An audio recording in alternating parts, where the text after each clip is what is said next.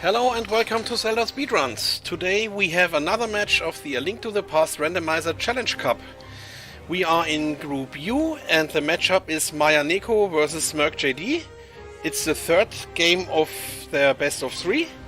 And commentators for this are Dapper Warman and MindDM. Say hello. Good afternoon, everybody, and thank you for coming out to this Group U match. Thank you so much for the introduction, Siberian. I am MindDM, and alongside me in the booth today is Dapper Wormman. Dapper Wormman, how you doing? I'm doing great today. I'm really looking forward to a great race of A Link to the Past Randomizer. Absolutely. This is Group U. Maya-Neko made it this far by going 2-0 against Philistine in round 1, while smercjd had a 2-1 decision against Nitro 6003. This is, of course, their third game of the best of three. Maya-Neko took the first one, and smercjd evened it up the other day. They are 1-1 going into the rubber match. Yeah, you always like to see both the runners pick up one of those wins in the first two games of this best of three. And of course, the winner today is going to move on to brackets in this Challenge Cup. And the loser is going to have another shot at redemption, go down to the tiebreaker round for whoever comes out of that loser's bracket or the loser side. And that potential opponent in the tiebreaker match, that Philistine versus Nitro 6003 matchup, is also currently 1-1. So whichever of our runners loses here today is going to be waiting for an opponent in their shot at redemption. Yeah, there's a lot on the line today, and stay tuned. We've got next week and then brackets for a few weeks, so all the randomizer you can handle. And looks like we are off today.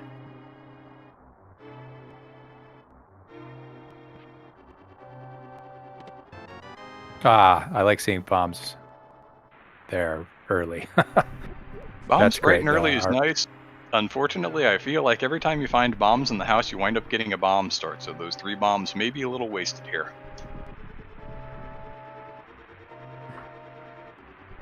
Yeah, you can have one of a few, about, I think it's 7 items we can get here from the uncle, which is going to be a weapon to defeat these enemies, and nobody likes the bomb start, so we're hoping we get that 6 out of 7 here. And we got Blue Cane. Cane of Burna start I actually find a little more challenging in some ways than the bomb start, although when you've already gotten bombs, it's a little less important. There's not a whole lot of extra magic on offer, so farming through the prize packs is not the easiest thing with Blue Cane, but when you found 3 bombs in the house, you're not worried about finding bombs for the back of escape, and you can just go about your merry way. Yeah, it's going to be a little bit, probably a slower walk, taking some time to, have that Cane of Burna circle around 3 or 4 times before you kill some of these enemies. But as you said, not going to have to start farming for bombs, so that's a good thing. As long as they can keep those 3 in their inventory, or at least 1 before we get to the back secret room.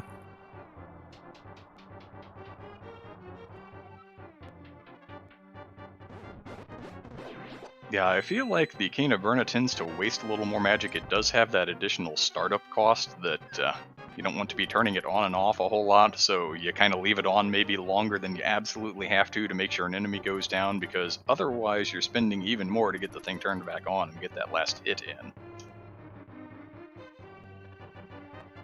Yeah, that is a good point. You do want to be judicious about when you end the Cane of Burna, not, just because you don't want to have to start it up over and over again.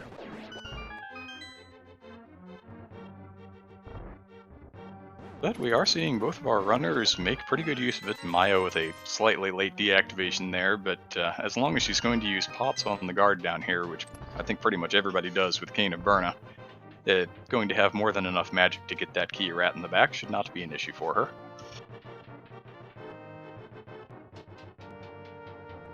Yeah, good job keeping those, sort of cornering those the blue guard into the corner there against the wall or against the chest or the statue to prevent it from moving around too much. And as you said, using some pots strats to get rid of this ball and chain guard. gives us a big key to get into Zelda's cell and rescue her. It looks like Smirk was in fact able to get around that green guard, did not have to spend the extra time taking that out of the way, and has gained back a little bit of the time that Maya-Neko had gained on an execution advantage earlier in the sequence.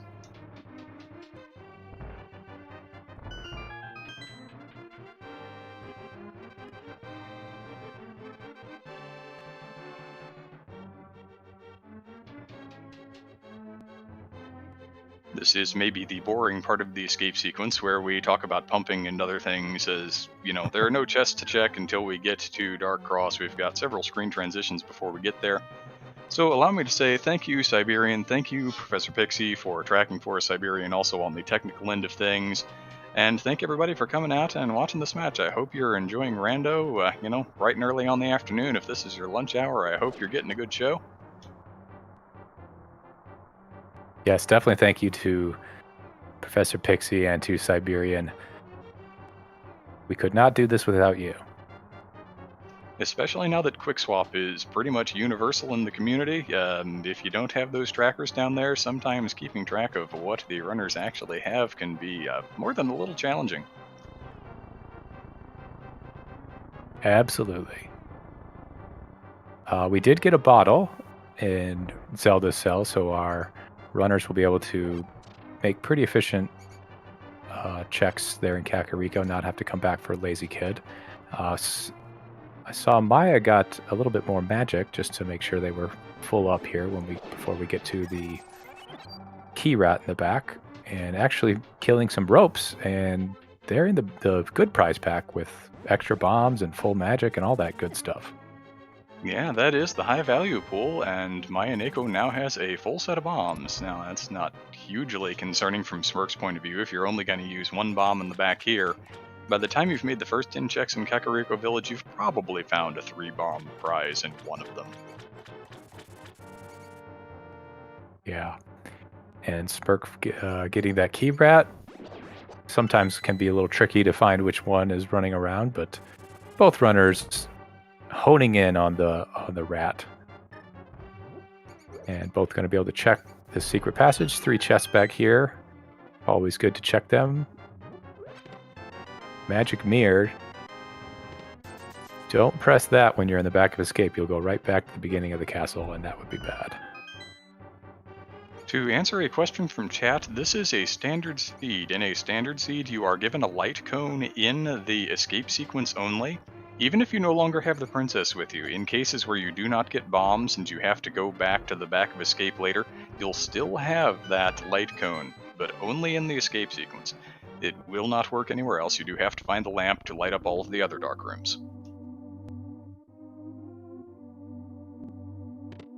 Yeah, that's a pretty nice feature that the developers of Rando have put in here. Otherwise, you're going to guaranteed get that lamp in the first 3 chests, and it kind of makes things, I guess, not as interesting or spicy when you get out of escape.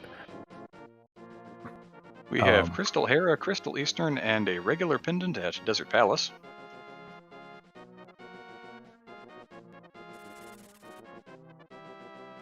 And it seems that both runners are going to go ahead and make the anxiety ledge check here. Gonna wander up, get the tier 2 tree pole, which is small magic. Not bad, but not probably the thing they're hoping to see.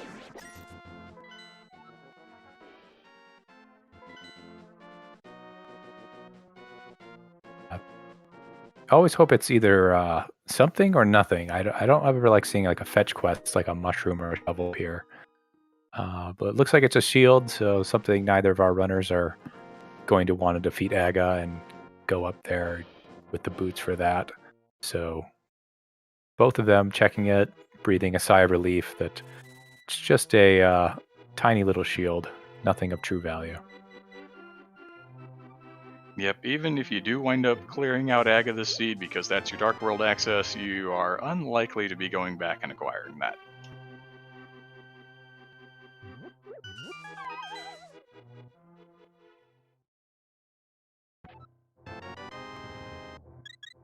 And as a interesting thing for anybody who might be new to Rando, there are 3 shields in the game, and they are progressive. So a little bit later in this game, we might actually find that shield, which in turn would make that one, the second or eventually the third shield. But we won't be coming back to verify that or see that. But we still could find the first shield somewhere in a chest or some other location.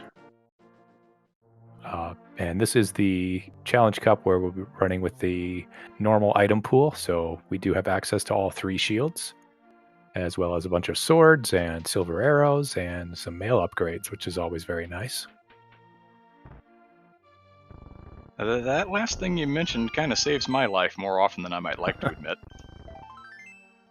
Yeah, certainly the last thing I mentioned, but not the important.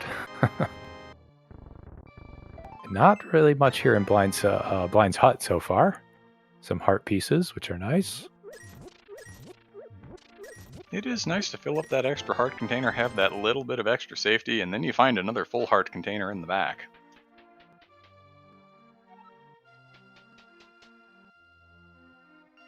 Six hearts will certainly get you going in the light world. Maybe you don't feel comfortable on some of the early dark world fights on that, but it's early days yet. There's still quite a few light world sphere 1 checks that can be made before our runners have to concern themselves with that, even if access happens to show up here.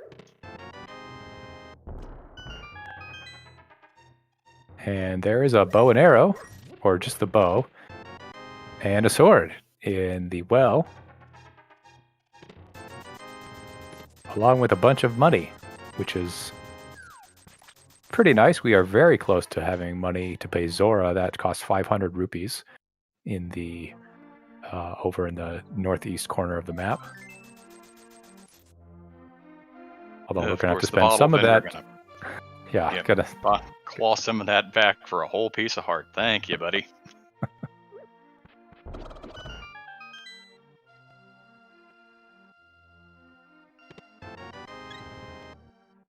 The Chicken Shack, a little old place where you can get a full heart container this seed.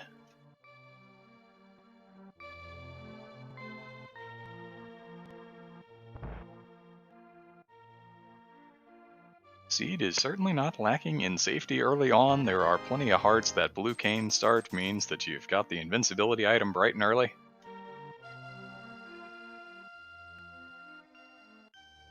Yeah, and that bow that we found in the well allows us to beat Eastern Palace, which is the first dungeon in the vanilla game. We don't have the lamp or fire rod, so technically going through and beating it is going to be out of logic, but a little trick a lot of runners like to do is run through those dark rooms, especially with the sword, to kind of give you a hint of where you are at is helpful. So you can see if one of these runners goes over there or maybe does some more checks trying to find a lamp or something like that. We had half magic on the library, which is boots locked. That might be nice to come back for if we do eventually find boots. Well, you already have the mirror. You know you're going to be in the Dark World area that overlaps this at some point in the future. If you have boots by then, taking that quick handful of seconds to mirror over and pick up half magic, one of the better and maybe more underrated safeties in the game, particularly once you have the cape for Ganon. Definitely.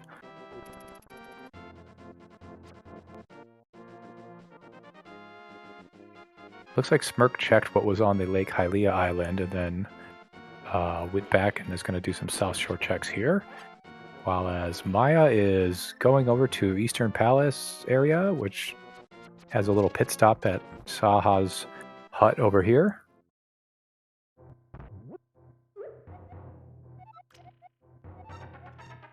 And going to find that our green pendant is in Misery Mire today.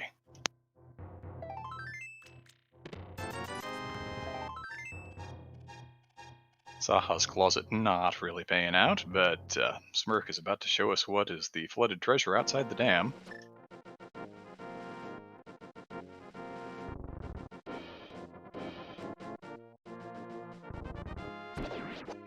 And likely to be happy with that glove find. Yeah, that is one piece that we need to access the Dark World. Also lets you, go into some caves with rupees or things like that. But Definitely a valuable item there. It could also enable a sequence break up the mountain, and with that mirror you could get all the way into Tower of Hera if you really wanted to. And now it wouldn't be a sequence break as he pulls the lamp out of Mini Moldorm Cave. Yeah, we definitely getting some high value over here in South Shore.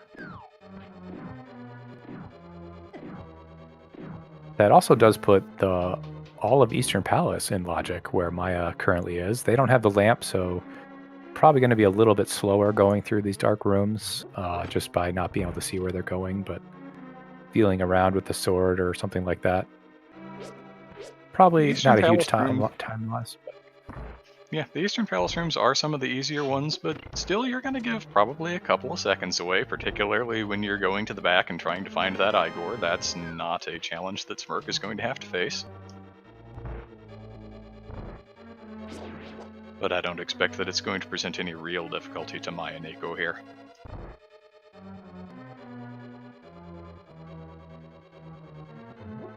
And Smerc also finding the book over in Ice Rod Cave, which actually opens up Desert Palace, and since we do have a fire source, we can, and the gloves, we can get to the back, assuming that the keys are not boots locked over there in Desert. But that is a pendant, so probably not high on his list of priorities here. And as you say that, he is right in the middle of making this play over to the eastern area. Maya has pulled the Cane of Samaria out of the third chest in Eastern Palace. It doesn't really do anything in the Light World, but it absolutely cracks some Dark World dungeons right in half and makes a couple of them that it doesn't do that to still easier when you have some switches you can hold down rather than doing statue pushing.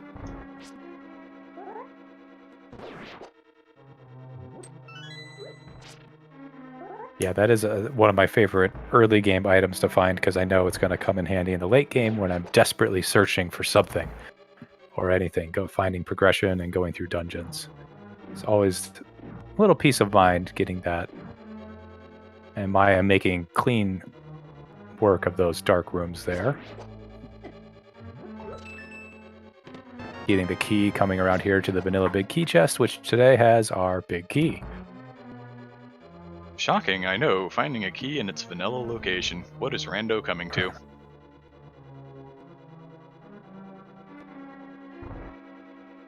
Now, if what Smerc had found was the fire rod rather than the lamp, this palace would be out of logic, but we as the commentators know where that lamp is. This is entirely a logical play. It's just that Maya's going to have to come across that lamp a little later.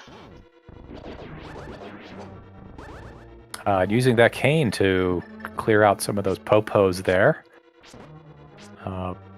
Looking for that Igor, which only moves some of the time, but you can kind of put an arrow into it and see where it goes.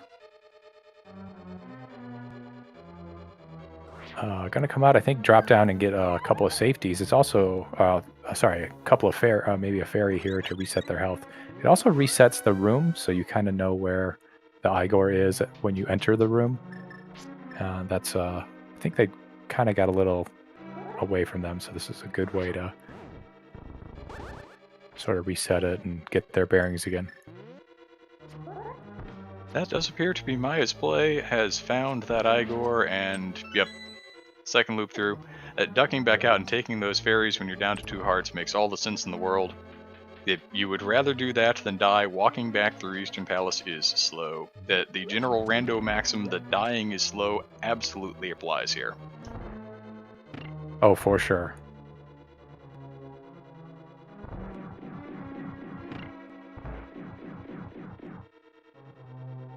And I know they have a bottle, but I don't think it has a fairy or any potions in it. I think both the bottles we found were empty or just had bees, so... The one in Zelda's cell was definitely empty. I think the second one that Smerc found in Mini Moldorm Cave had a bee in it. I believe you are correct.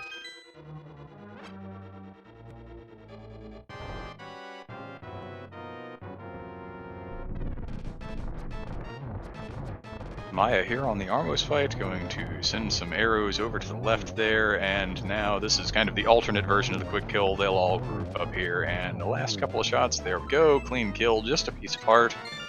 But that is first blood, first crystal of the match to Maya-Neko at 18 minutes.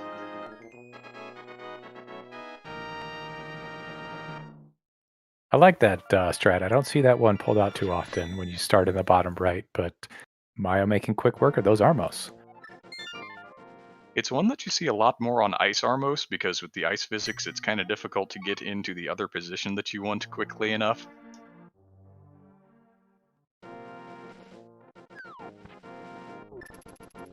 Yes, that is, I do see that in the Ice Armos a lot. Might have to fire up the practice hack and learn that one myself.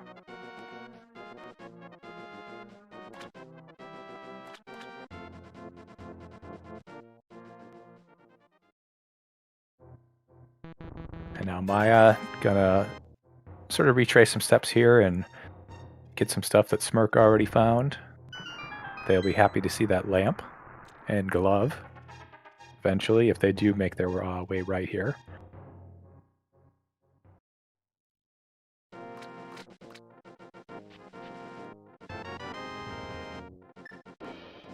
And actually taking left, so gonna go over to the desert cave. Dam to Agina is more of a safety play. It's a play that I like because the game can just put something in Spear 1, and if you leave it there for half an hour, you can be in a load of trouble. As she's also using this opportunity to go ahead and snag the Zora money. Was a handful of rupees short, so one trip through here is going to raise her up to 530 or so.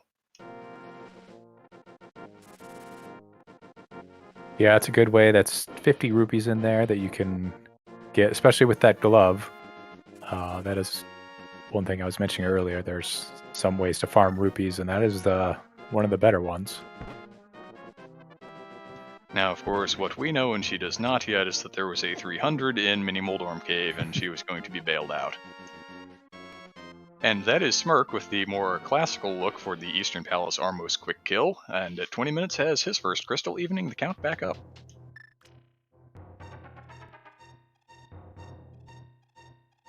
And now with some decisions to make, there's a few places you can go.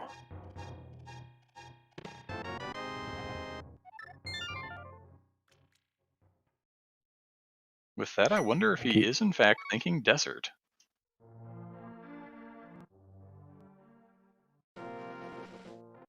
Personally, Yeah. I probably would have availed myself of the trip up the mountain for the density, if nothing else, but he is going to go ahead and get into the desert area, it appears.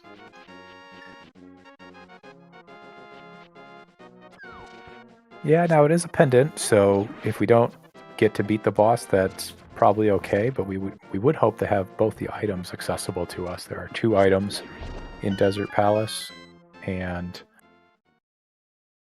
you know, they could really be anything. It could be a flute or maybe another sword. Finding another sword would be good. The kind of thing that you probably want to see if you're making this play is something like the hook shot to increase your access to all of the checks up on Death Mountain. Or maybe the hammer. The hammer does the same thing. Yeah. Also going to get this, as you were talking about, Sphere 1 location out of the way, which is, I think, one of their last Sphere 1 locations they have not checked yet.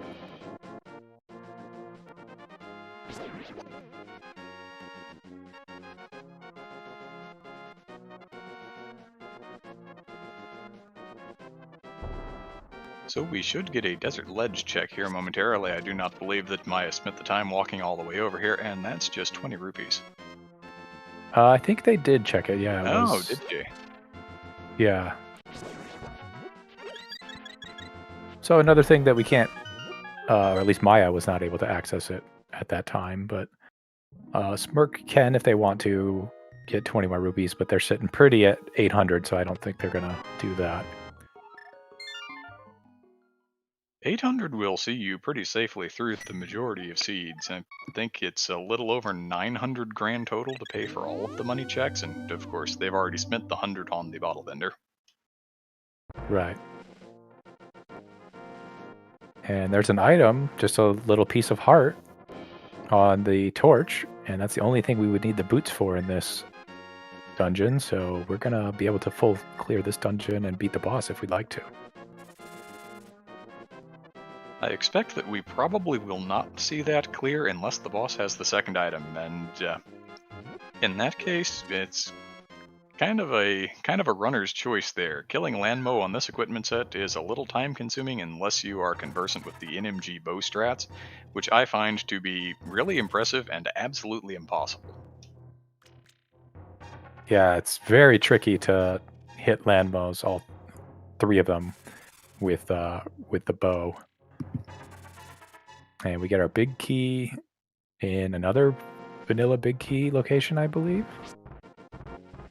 I believe you are correct, and Maya, meanwhile, has gone up the mountain, has rescued the old man for 10 whole sticks.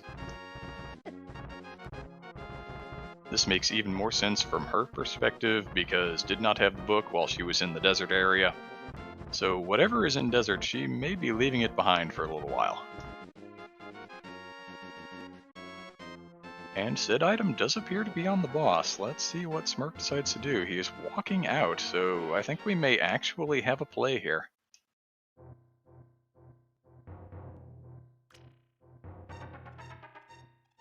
Yeah, they are intent on beating Landmos here.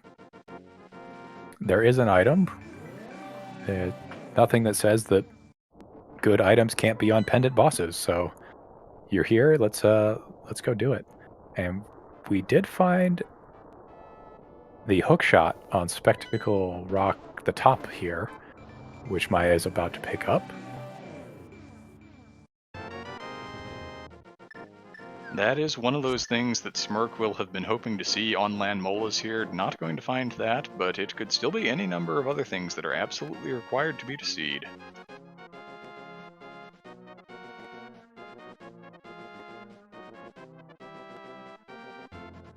And Maya reading the tablet. We're not able to access that yet because we need a Master Sword or greater. And it says, I am a fun guy, which means it is a mushroom. So that is a fetch quest there. You can get that mushroom and turn it into the witch at the potions hut and get something in return. It could be something good. It could be a single rupee or something like that. Yep, have a fetch quest for your fetch quest. You need to find a sword before you could even get it. And I believe we have a third vanilla big key in our Light World dungeon here. 3 for 3. That does appear to be the case. Small key in the cage and getting that item there in the map chest.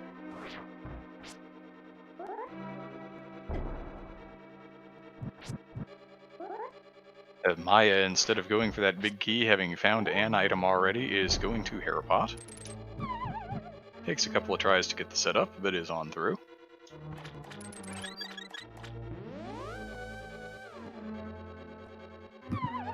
So this is a way to bypass having to go through the tile room and getting the big key and then walking up.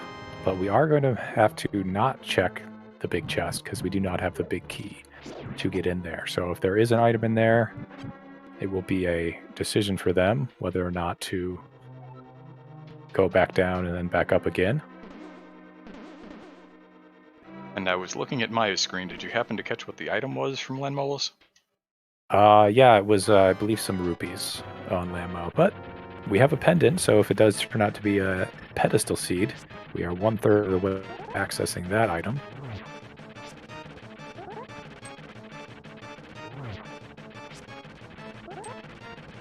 With that, it does appear that Smirk is going to go ahead and follow in the footsteps of Maya up the mountain. Maya, taking an unfortunate rush there from Moldorm, has fallen down one floor. The not even vanilla loadout for this boss is not fun. Usually in vanilla, you at least have the boots. You can kind of dash through and try to finagle your way around this fight a little better. But this is just plain old-fashioned Fighter Swarm Moldorm. Yeah, and those spins only do, 1 out of the 6 damage that you need to do with a poke or a spin or anything. But spinning is a good way to sort of control and make it a little bit easier. And aggro Moldorm not being fun, but Maya gets it down. And that was Map Compass Upside, so the big key in the basement is locking an item. Right, so decision here, have to invest the time to go get the big key and then go back upstairs, either with Harapod or just walking up through the rooms.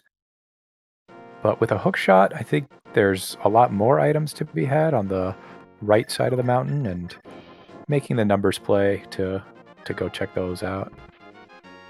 I find this to be an interesting play from Maya-Neko because in Game 2, she skipped the cutscene, not the cutscene, but the coffee break chest down there. It was not the big key that seed, but it was the second item, and it was the mitts. Oh. It was a piece of the Dark World access puzzle, and she very nearly last located that, and that was what cost her that race. But not letting one seed get to her in the slightest, she is going to go ahead and commit to that, is over here in Paradox Cave instead, finds the silvers.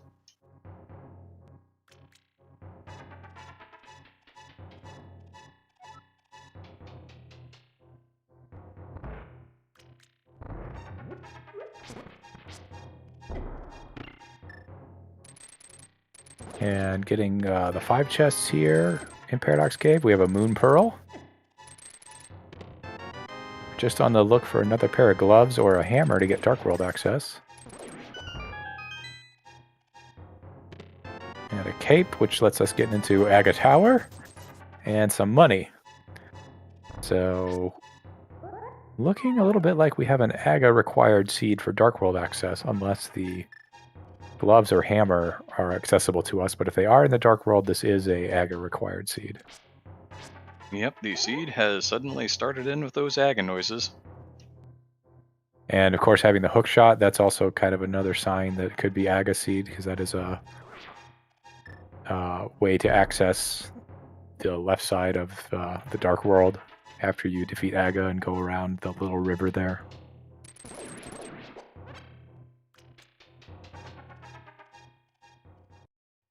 Yeah, the runners have already gotten a lot of equipment that gives them options in the Dark World. I would not be... Ooh, and there's the hammer on Floating Island, so second glove is going to be before that hammer, for sure. Yeah. You're going to have to find the Titan's mitts to get access to that hammer. That's very interesting. At least both runners are going to be able to see that when they walk by and not walk by some chest that's locked through a bunch of things. At least they're going to know where to go get that hammer as soon as they have access to it.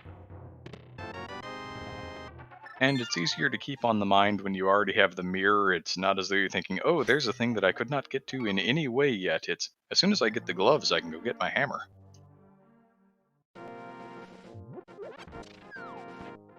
Yeah, and it's worth noting that Smirk invested the time to get the big key and is going to be able to check this big chest, which is just a piece of heart. That is our second item out of Hera.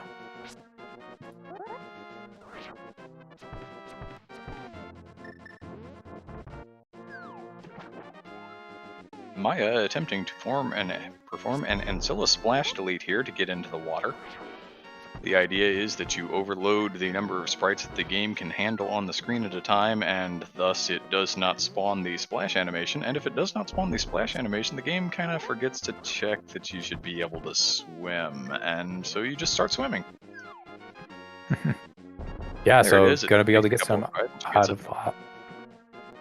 That was pretty good, yeah. Get some out-of-logic checks here. If the mitts show up in here... this is something that's locked behind the flippers, but sounds like we don't need any flippers right now.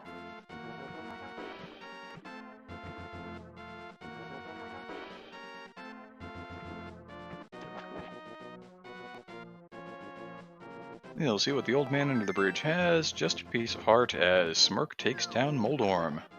He's going to tie the crystal count back up at 2 here. Also, of course, has that pendant in hand, which we don't know whether or not that's going to be useful yet or not, but he does have it.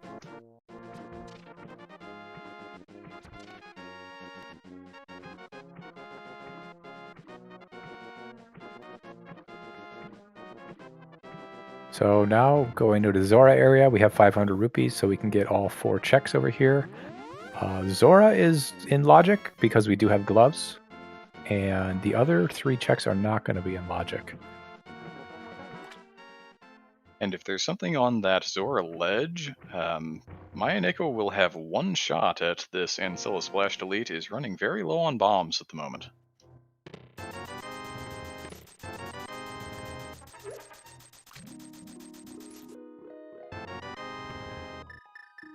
Yeah, there's a couple of shops around the world where you can get some bombs, but it does take a little bit of time to go over there and make sure you have a full set.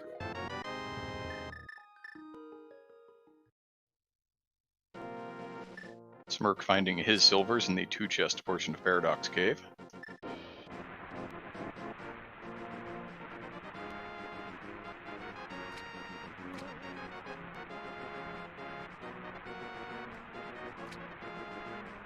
So Zora Ledge, just a piece of heart, won't be worth doing any more splash deletes to get that. Maya probably breathing a little bit of a sigh of relief at that. That is, I would say, the most difficult splash deletion point because you need to be able to get down 2 levels. Oh, for sure.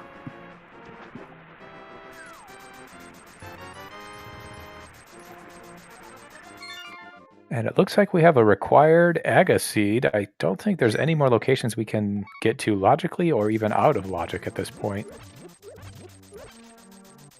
No, from Maya's perspective, there is still particularly the 2 potential items in Desert, but says, nope, that's Pendant Dungeon. I'm just going to go ahead and bite the bullet on this Aga play.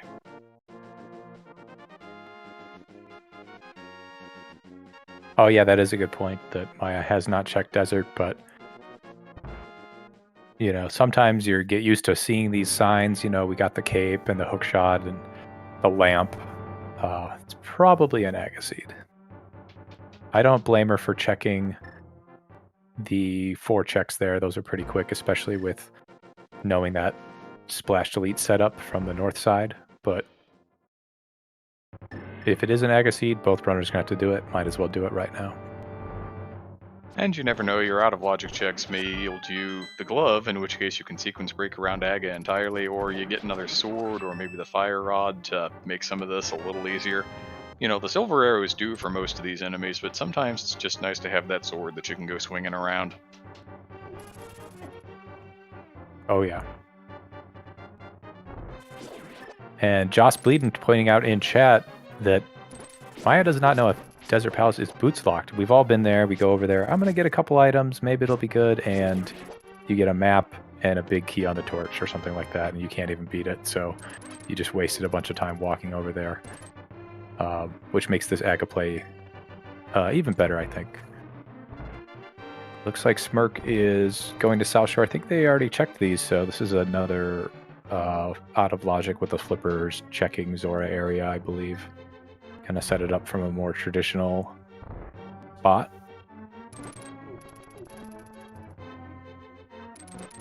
I believe you are correct. It does look like he's heading right over here to this classical fake flipper on the screen transition set and going to try to back up and not quite get it. And just going to bomb himself into the transition. When you have enough hearts and enough bombs, this makes a lot of sense. The bomb will put you the 1 pixel away that you need to be. And then you just hold up until you start jumping in and hold left to get your screen transition. Voila! Fake flippers.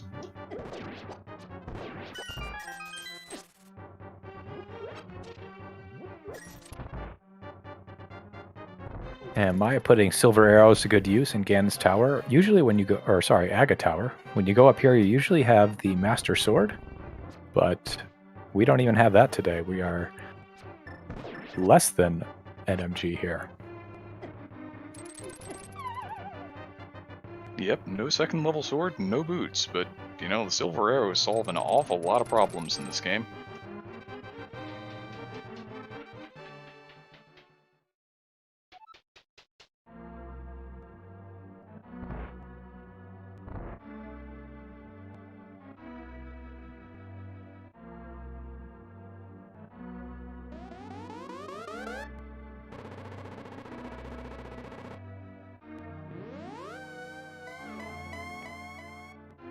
So we'll And have slashing the Maya curtain. walking into, yeah, Walking into Aga here, how many blue balls do you think we're going to get? 3 is the mathematically probable number. I'm going to say there's going to be 1. And there's 1. One bright and early. It may be the only one, though. We shall see. Nope.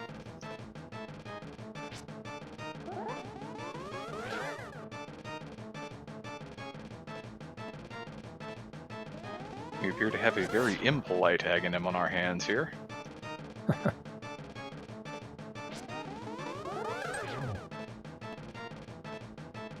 The first shot of every round is guaranteed to be reflectable, but after that you have a 50-50 coin flip to get a reflectable shot or that splitting blue shot.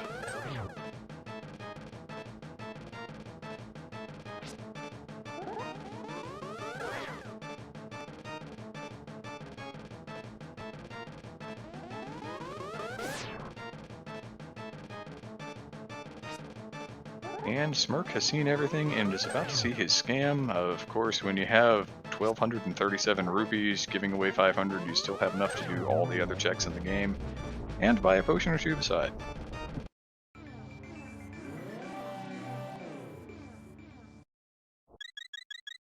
Yeah.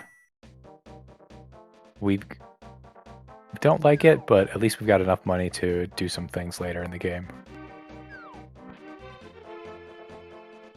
Maya finding a full large container here on Pyramid Ledge is going to go ahead and take that as her reward for having slain the evil wizard. And now a big decision. Do you go into Pod, which you can't beat because you know where that hammer is? Or do you go up here, maybe do Catfish and move up to the West Dark World? You know, if you don't go to Pod, you're leaving all 5 items behind. But you know, there are more items over here, so... It is an interesting choice to have to make. It's entirely possible that the other glove is just hiding out in there, and we have a required double dip of the dungeon.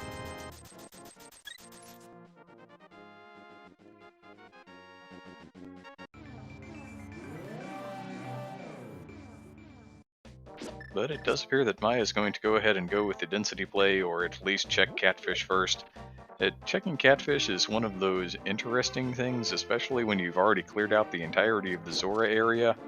How else do you route this in? Do you try and get over to the Village of Outcasts because without the second glove, you're going in there from the village portal? Do you go ahead and route the Northern Dark World into Catfish? Or do you do something like this and right after Aga just come up here, bite the bullet, and spend the time? Yeah, there's really going to be no better time to check it from when you are on that pyramid. You know, boots would make it faster as we find 10 arrows from the Catfish. And now that the runners will have beaten Aga and have the mirror, every time they save and quit from the Dark World, they will start on that pyramid. But this is another thing of, if I don't check this now, I'm going to check the entirety of the Dark World before I go back. And I'd rather check it now when I'm very close to it.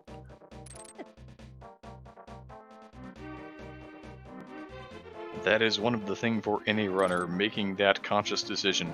When am I going to check this if I do not do it now? How do I route this in if the route does not cover it while I'm right here?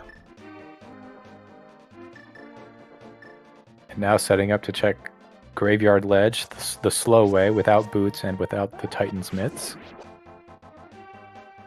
Gotta find your way through this kind of dangerous maze with these enemies running around.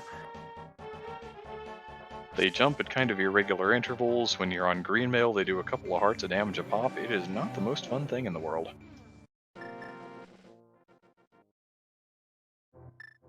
Yeah, and they seem to hone right in on you. They can see you from a distance and go right at you.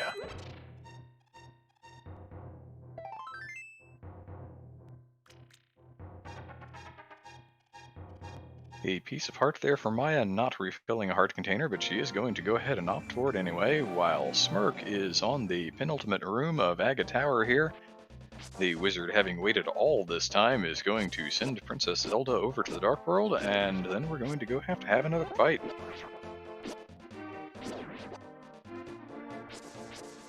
Yeah, and Smirk is a little bit behind Maya, but they did full clear the light world looking for that dark world access and determined that it was logically required and legally required without doing any overworld glitches or anything that are not allowed in this tournament. And in this case, it's only time that he has given away until and unless Maya makes those desert checks as well. Depending on where everything else is, he may not actually be behind as it appears at the moment. While Maya is getting absolutely bullied by the Murterdactyls and the Moblins and pretty much everything in the Dark World so far. Yeah, but makes it through the most dangerous screen in the game. And off to check a couple of items in Skullwoods. This is interesting. We know that this is a crystal dungeon, and often I see runners try to treat this as overworld when they do not have the hammer and they're going to have to go into Thieves Town, but our runners know where the hammer is. Maya going to go ahead and avail herself of that spike and take the Death Warp for a health refill here. Yeah, that's a good call. When you're in a dungeon and you die, you go right back to the beginning of the dungeon instead of, the pyramid or the start screen or anything like that. And did not get a key, so has to go around to the middle room. But this area is made so much easier with the red cane of Samaria here. We can put a block down and just be on our merry way. This is one of those mini dungeons that Samaria makes easier. This is just made a little bit easier. Pod is made a little bit easier. Then you get to things like Swamp, which it makes a lot easier. And then Ice Palace, that it just cracks right in half, in addition to its required uses in Misery Mire and Turtle Rock. And I think Maya's going to go ahead and give us a pedestal check here. Yeah, this could have a couple of things at least. First thing that comes to mind is the ice rod or the medallion that gets us into Turtle Rock. And it says this magic coin freezes everything. That is our ether medallion. So we do not know if that is required or not. But Ped is very much alive at this point, which is very interesting considering Smirk has defeated one of the pendants and Maya has not.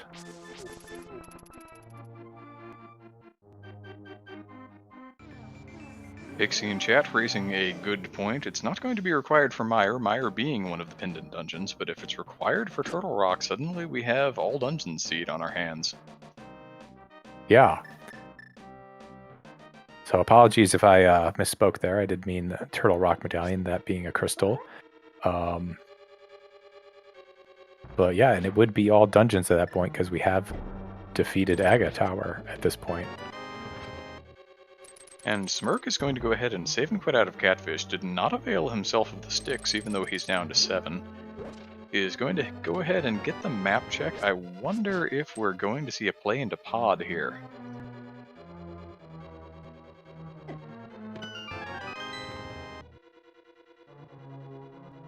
Yeah, you have the bow, so you're not worried about being bow locked or anything like that, but looks like they are going north.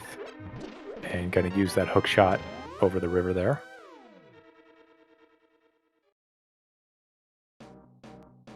And I believe we got one item out of Skullwoods. It was a big heart container. I believe you are correct. So there's one item locked behind the fire rod. It's either on Mothula or in the little chest there, which is such a pain to get to.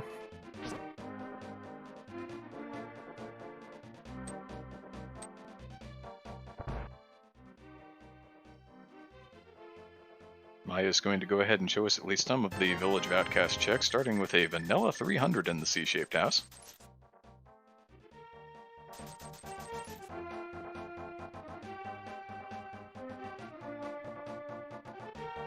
And I think it will be interesting to see what Smirk chooses to do, whether he decides to opt into Skullwoods right after the Bumper Cave check. And Maya finding Flippers there in the brewery. Flippers is an interesting find, since I don't believe the actual Flipper checks really led us to anything. But, you know, that is our logically required way into the Swamp Palace, so we were going to have to find them eventually. Yeah, we can actually access Swamp Palace now, and there's 2 chests we can get. The first one is going to be a small key, and the second one could be an item, or it could be, you know, a dungeon item like a map or compass or something. But be interesting to see if either of our runners routes into Swamp Palace, knowing that the hammer prevents them from accessing it further, and the hammer is up on Death Mountain.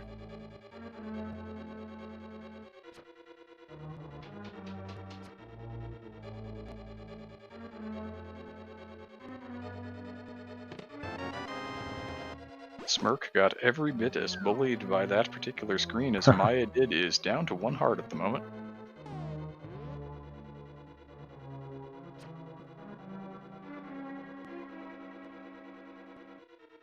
And seems to have the same idea, is going to go ahead and go into the front of Skull Woods here. Turning on Safety Cane to make sure that he gets in, I like it. And taking the immediate death warp for health. Yeah, good call, good call.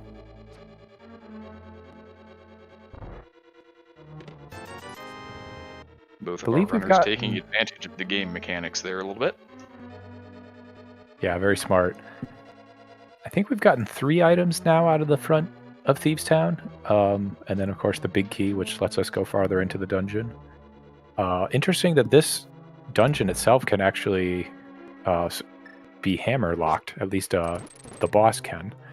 If we don't find the small key and it is in the big chest, then we cannot logically access that key and without the hammer. And there's obviously a lot of runners can beat the dungeon without the hammer, but just a little bit of interesting information whether we find out if this is hammer locked or not. And if we find out that it is, it will give us a little information about where those mitts might be, because it's not going to be locked behind anything that they found on the boss.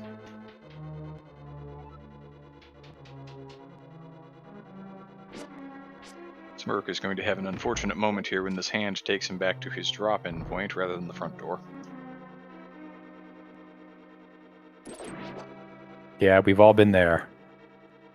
That Wallmaster is not nice.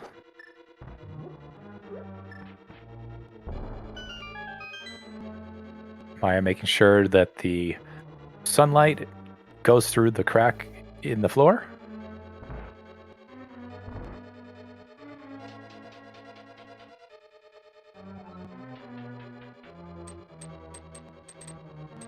Oh, and she gets a very nice stair lag cancel there. If you hold right when you come out of automatic stairs like that on a north-facing wall, you can skip that little stutter stepping animation that you get, and if you do that and then immediately hold down in that room, you can bypass all of those spikes on the first cycle.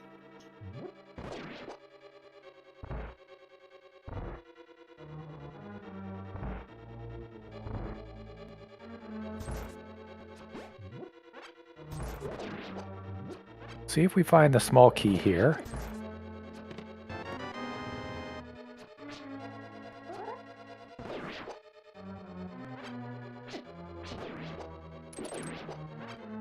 We do not. We find the Master Sword, a 2nd level sword upgrade that's going to give access to the tablets. Yeah, we can now get that mushroom off of Ether Tablet.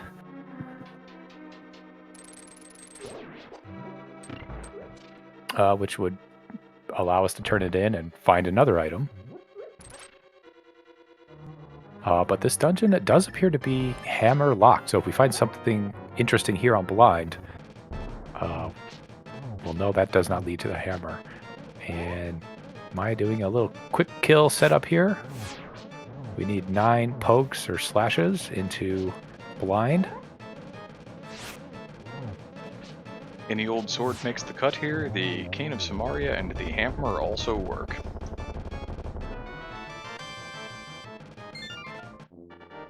And we had already found all the items, I believe, so I guess there is nothing preventing us from logically deducing where the access to the hammer is, which is pretty good news, actually. And that is Maya's third crystal of the match at 52 minutes and 40 seconds, roughly. Professor Pixie in chat noting that, yes, I did miss one item that works on blind. The Cane of Berna is also available to you if you happen to have it. Yeah, I love busting out the Cane of Berna, with a small amount of hearts, or if somehow the fight gets away, it's nice to just throw that on and follow blind around and beat her that way. Safety cane does make life easier.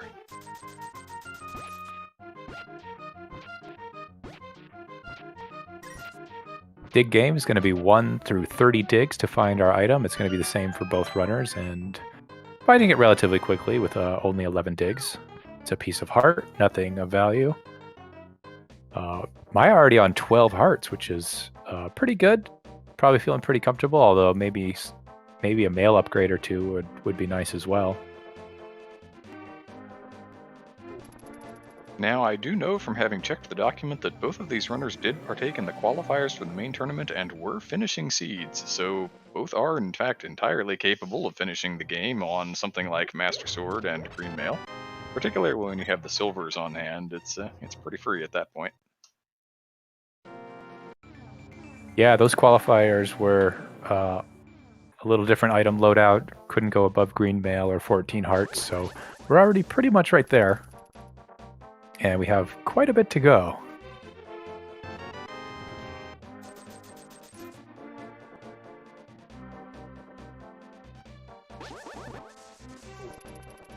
Just some money there off of Stumpy. It appears that Maya is going to go ahead and head over to the cave formerly known as Hype Cave.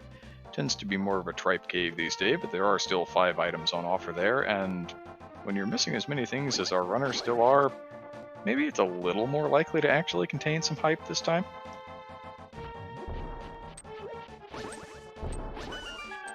Yeah, let's hope for hype here.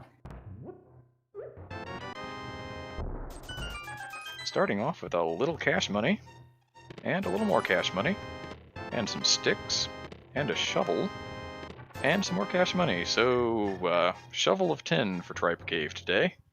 Not only that, but it's the shovel after you've already bypassed the area where you'd use the shovel. You could have mirrored on this route through the Dark World and checked it then if you had it, but it looks like Maya may be going ahead to go back and check that right now. Yeah, that does feel bad that you had to walk past the shovel area, but you kind of where you find that, you think, well, my opponent is gonna have done the same thing, so it's not really that bad. It's just feels bad. But I do agree with checking it right away. If it is gloves or something, we can go get the hammer and access Swamp Palace. Oh, it turns out to be nothing. Yeah, just another one of those situations we were talking about earlier where, when am I going to check this? If I don't check it now, I'm close to it now. For sure. And dipping back into the Dark World to go check that one chest that might have something in Swamp. Oh, and actually gonna go check the tablet here. Now that we have Master Sword, we can access this Bombos tablet. Unless this Bombos tablet is something like the Mitts, I think we probably see the play into First Chest Swamp here. Because the only other thing on offer is Pod, and this is one of those things where I'm right on top of this check right now. Yes, it is slow, but my number of remaining checks is really that. And of course, as soon as I say it, Maya's going to prove me wrong. Being at the tablet, already having the book out, is going to go ahead and make the play into Desert.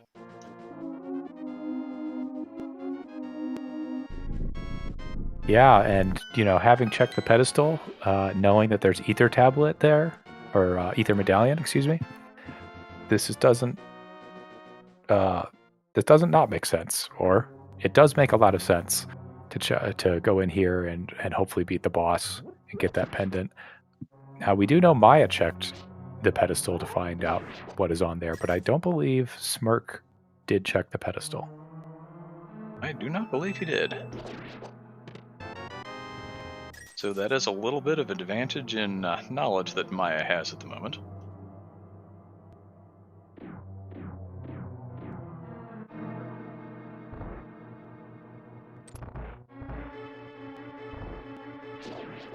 as Smirk goes ahead and moves into the blind fight.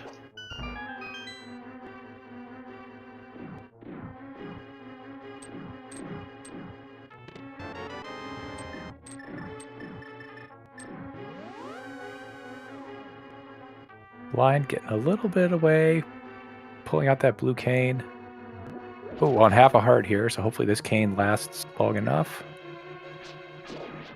Yeah. Got it. Good use of that blue cane. That's what safety cane's good for. And that is Smirk tying the crystal count back up to 3 here at 58 minutes and a half.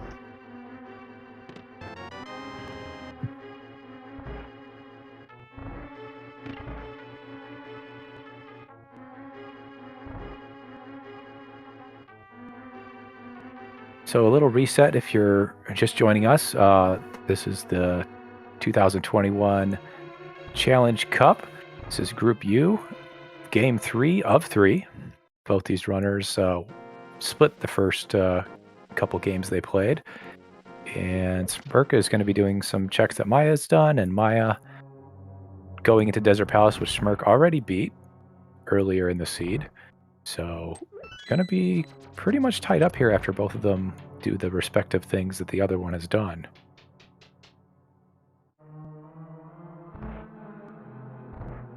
Maya is going to have a fairly substantial advantage on this boss fight. Smirk had regular arrows, but the silvers were on offer, and I think we're going to see Landmo kind of evaporate here in the very near future.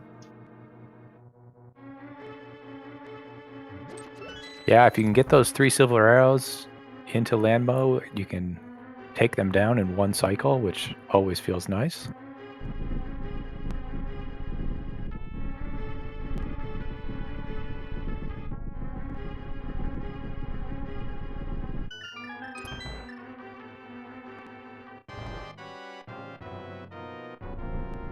But yes, even taking that into consideration, I think we're going to be talking about a matter of seconds, maybe a minute at most, yes. And there is Landmo, blink and you miss it, 3 silver sticks into 3 worms, and the explosions occur.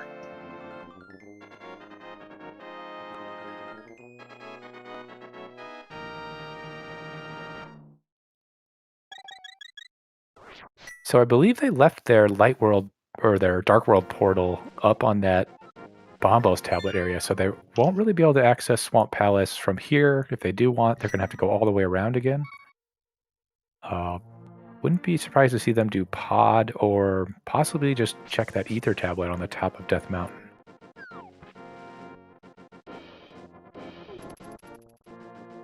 At this point you begin wondering, does the game really want me to come up the mountain, find the things I found up there, including the Moon Pearl portion of Dark World access, climb back down the mountain, get my second sword, go back up, get that mushroom off of Ether Tablet to get the glove off of the witches? Is that really what this game wants? But no, Yeah, Maya is going to go ahead and avail herself of the density of pod before even considering that play. Yeah, and also could be thinking my opponent could have done this straight out of Aga. This is the check that if they went here, it puts me less behind. Nobody probably goes up to do Ether Tablet without boots. It's very slow, and the mirror transitions and everything. So, especially, you know, having to go kill blind, or I'm sorry, go into the bottom of the maiden cell there in Thieves Town to get that second sword. The only 2 swords we found.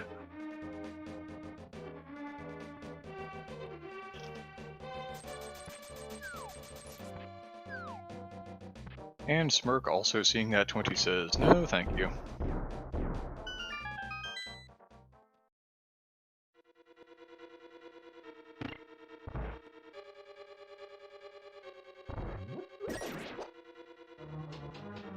Now, not that a bow lock would be at all a problem with not just the bow, but also the silvers bright and early, but let's see where we bow locked today in pod. Maya-Neko finds a small key in the first chest.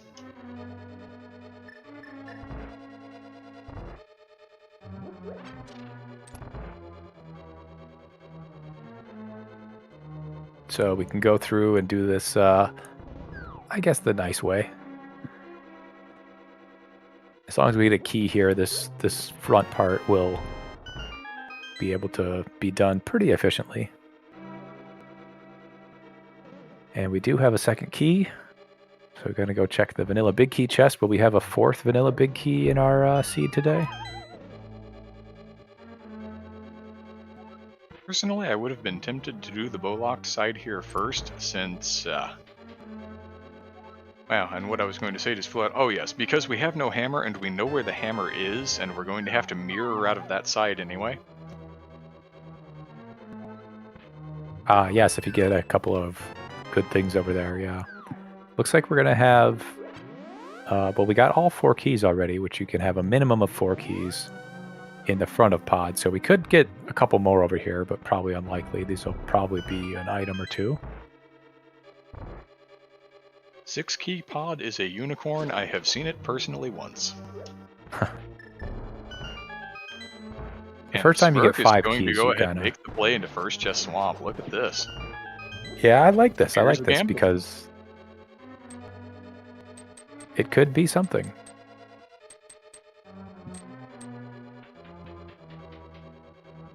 Maya going for the density in pod, but if this check pays out for Smirk and something that really advances his solve of the seed, we could have something here. And there's the glove on the bowlock side, and just a boomerang in first chest swamp.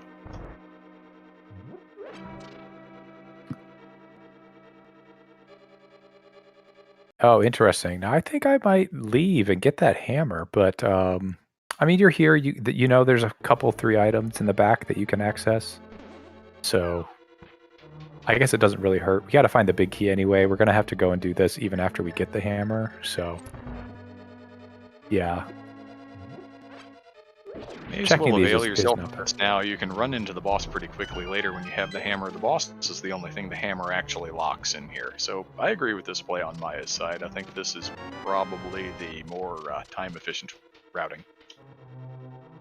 Yeah. Finding a 5th key, and the big key is down in the basement. And the 6th key is down there as well, which is going to put us into Harmless Hellway, and then we can go and do the Dark Maze, but we have the lamp, so it won't be that dark.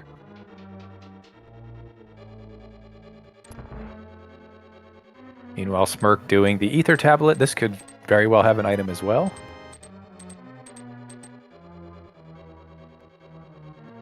At this point, he is checking these out-of-the-way locations. He needs this to pay out in something. This mushroom needs to become something like boots or fire rod or ice rod. Ice rod would be kind of rude from Maya's perspective.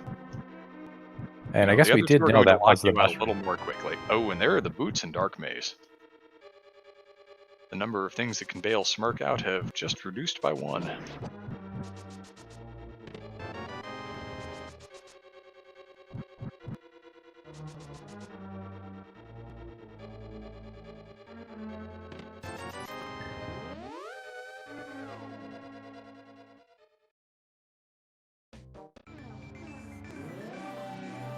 So Maya is mirroring to the light world before saving and quitting, which is a good thing because they have defeated Aga and they have the mirror. So if they had just saved and quit, they'd be at the top of the pyramid and would have to mirror again and save and quit again. But they are fast. I guess they went to... Oh, I was assuming they were going to go get the hammer, but I guess they are going to get Bonk Rocks here. Getting Bonk Rocks and King's Tomb while you're thinking about it is not a bad idea. I would be rushing that hammer personally, but, you know, that hammer is kind of one of those things that you really want to have your hands on.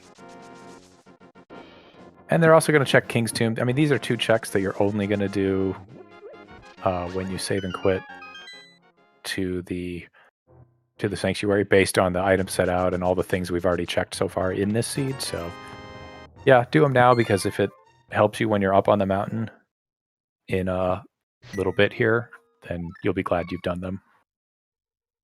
Unfortunately, it was just rupees and more rupees, and the mushroom turn-in was 10 sticks. Smirk not getting bailed out at all here on his gambles.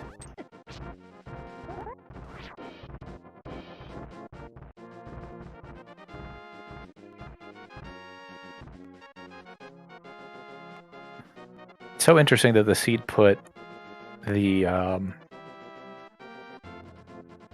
gloves and the boots in pod after giving you, flippers and a glove and a hook shot to get to the West Dark World.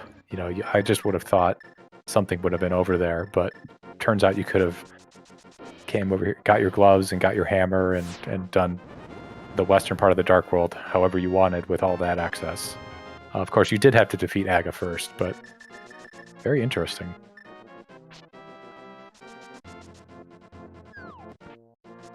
So am I getting the mushroom before going over here and entering the Dark World on East Death Mountain?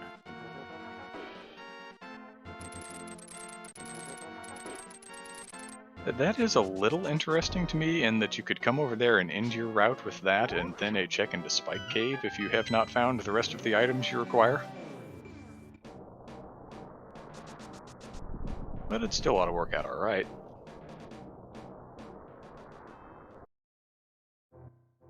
Smirk, of course, now heading into pod, is going to find those mitts, should get into the back and find those boots as well, and even the item count back up.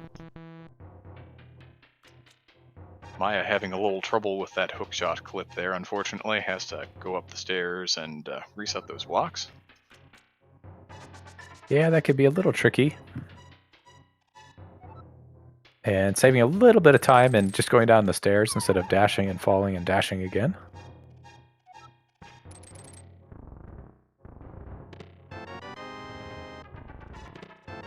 Not finding anything in Super Bunny Cave.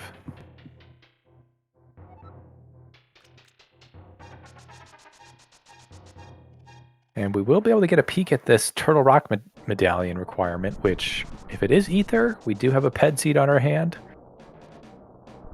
And it is Ether. Oh my. Alright, things have just changed. We are now looking for a flute in addition to our fire and ice rod. Without the flute, I'm not going to be able to access the Misery Mire area at all. And we may indeed also be looking for bombos. Of course, as I say flute and hookshot cave like you do.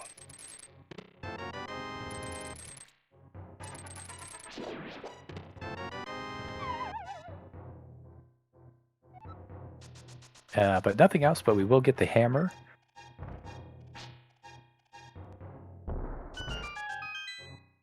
And we'll see if they go over to, as you were mentioning, Spike Cave, which is in logic with the hammer and with the cane of Samaria or the cape.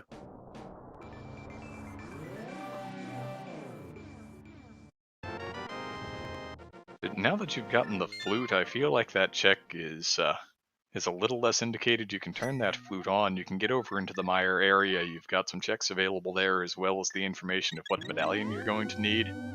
Oh yeah. It does unfortunately kind of orphan that Spike Cave check, but saving quitting to the mountain and running up there is not the worst thing in the world. It's not great. You don't feel good making that play, but it's not entirely out of the way. Yeah, and as long as we can access Mire with the one medallion that we do have, which is Quake, we will be able to beat that. We can full clear Swamp Palace at this point. We do not have a fire source, so we can't get into Ice Palace, which is our third pendant. So that is the next thing. Either the Fire Rod or the Bombos medallion would allow us to go into there. That's one of the reasons why I was wondering about Bombos Medallion for Mire. Is it going to also be Bombos Medallion access to Ice Palace today? Yeah, finding Fire Rod in Ice Palace is not uncommon. Maybe it's, I've seen it a few times.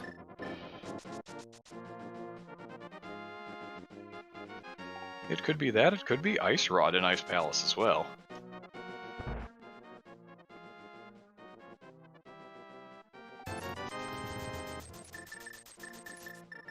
Maya, seeing her sticks off of the mushroom, says no, but I do want that blue potion. Please allow me to spend 160 rupees.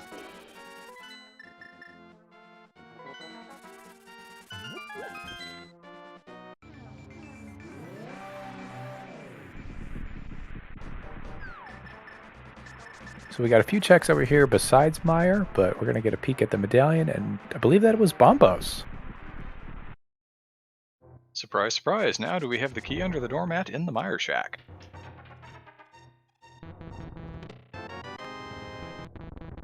Just bombs and a blue tunic.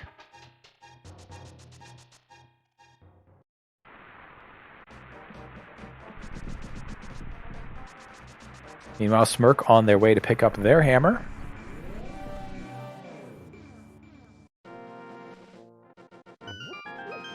And also the flute, of course.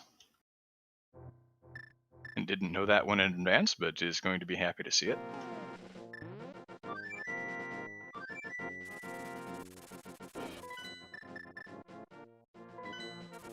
The blue mail, the best of the three things that Maya saw over there in those Mire area checks at 20 rupees in Checkerboard Cave, was the end of that run, and now heading, it looks like, for Swamp Palace.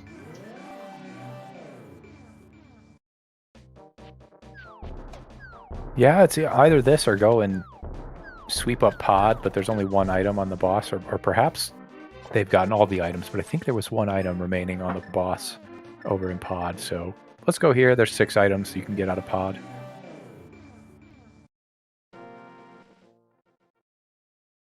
It's a density play. You know that you're still looking for Fire Rod, Ice Rod, Bombos Medallion. You know, even if the one item in pod pays out, you're still going to be looking for more things, so going to the density first makes a lot of sense here, I think.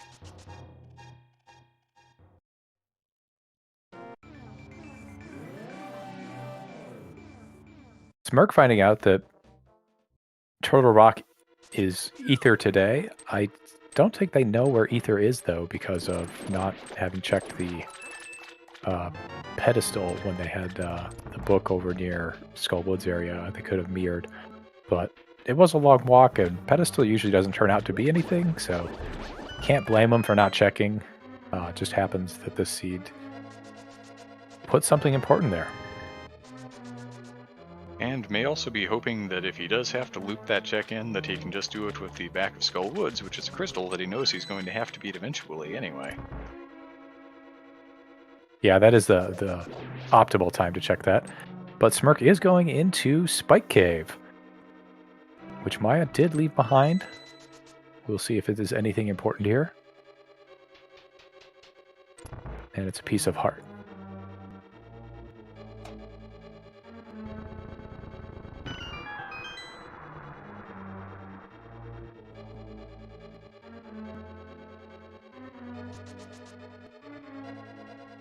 So this looks like a save and quit, probably heading to Sanctuary to go turn the flute on. Unfortunately, it appears that Smirk is going to be leaving those boots behind for quite some time yet.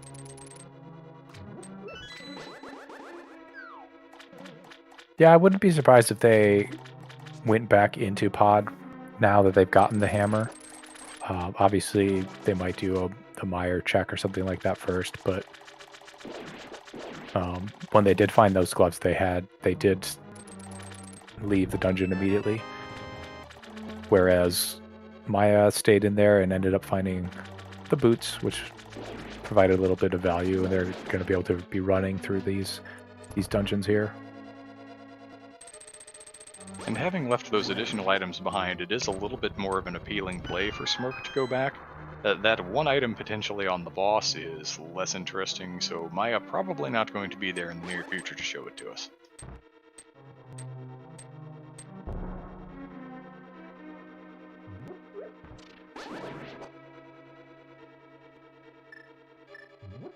Meanwhile, Maya making the decision. They got a map in the front, so there's most likely going to be an item over here on left side swamp, and with that red cane, you can do a little diver down trick, which does make this a little bit faster to go through instead of the vanilla way. You can also do that with bombs. It's a little different, and you got to have your timing a little bit quicker, but either way, they get through. On to left side swamp with that hook shot. The real problem with the bomb version is if you don't get all of your maneuvering done in the pool in the right manner, you don't get a second shot unless you want to use another bomb. Right. Got to make sure you're full up on bombs.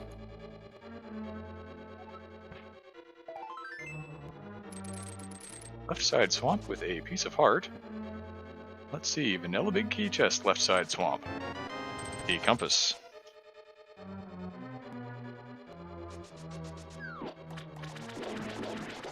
So not anything really important, but it is this is one of those dungeons where when you have completed found all the items, it just gives you so much peace of mind that you don't have to come back at all, as opposed to leaving that one item over there and, oh, that could be my item that I need to finish the seed to go into go mode. But now it's out of sight, out of mind.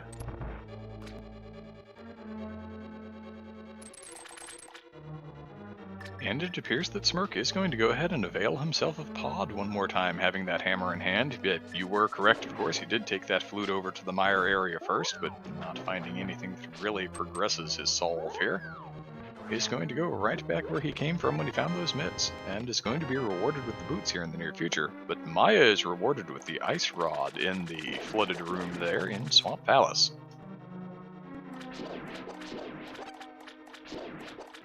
Another piece of our Go mode puzzle has fallen into place. They did also get the big key, and they've gotten the map and compass, so we know there's going to be an item in that big chest, but they didn't go back and check it just yet. So we will see if they do dip in, because I was just saying, it's always nice to have gotten all the items out of a dungeon when you've beaten it. And they did get magic powder, which opens up another chest, another check, another fetch quest, which will be nice to route in with Smith Chain, since you can do all of those things together now.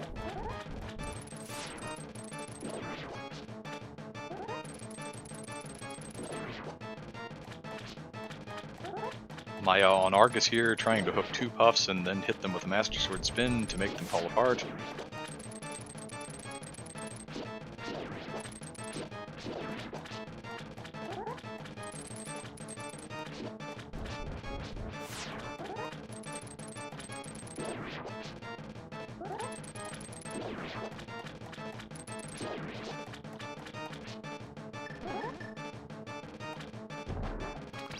And try to use the ice rod there to get Argus down. Missing a couple, but getting him on the second drop down there. And there's our Bombos tablet, or medallion. Interesting. So the play into Swamp Palace paying out in spades here. That ice rod, not necessarily meaningful yet, but will be by the end game for sure. So that does open up both of our pendants, our remaining pendants. Mire, because that's the medallion you need, and Ice Palace, because we don't have the fire rod. That's our one way to kill the freezer in the first room.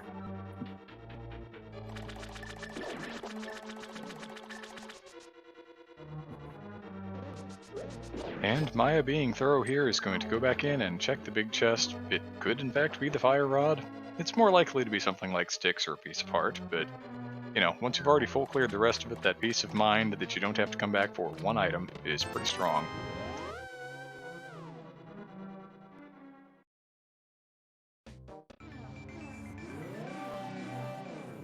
Yeah, that's really quick to go in there and check that one chest, so I like that decision. And just as a reminder, after you beat Aga, we get some scarier enemies in the light world.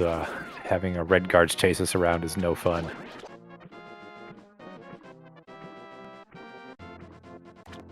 More speed than any guard should be allowed by law.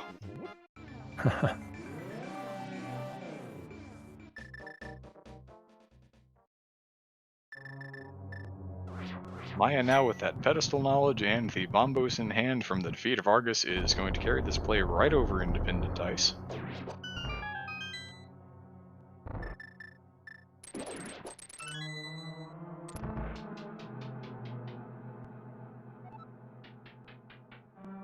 And I believe that Maya is in fire rod mode here, because they are aware of where the ether medallion is, and they can beat every dungeon except the 2 that require the fire rod at this point.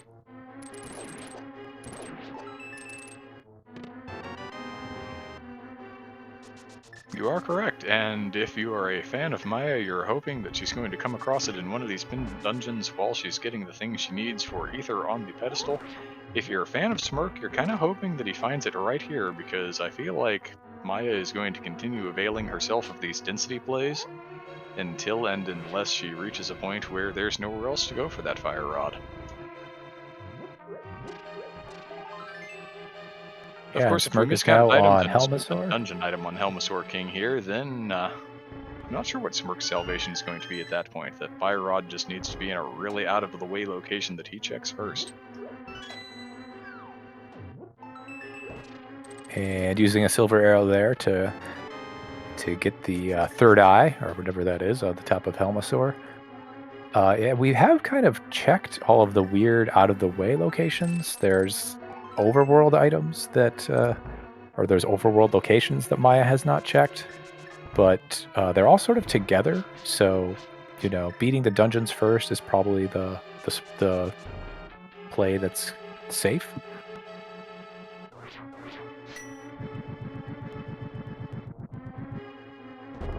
And we'll see if that second freezer has dipped out, and yeah, it had just barely come out, so Maya is able to get that chest there.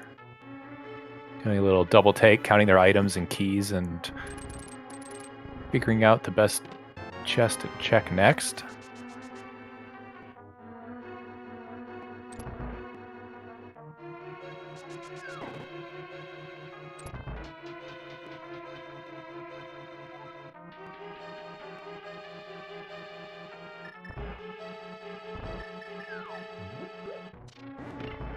And going down into Cold Stairs domain.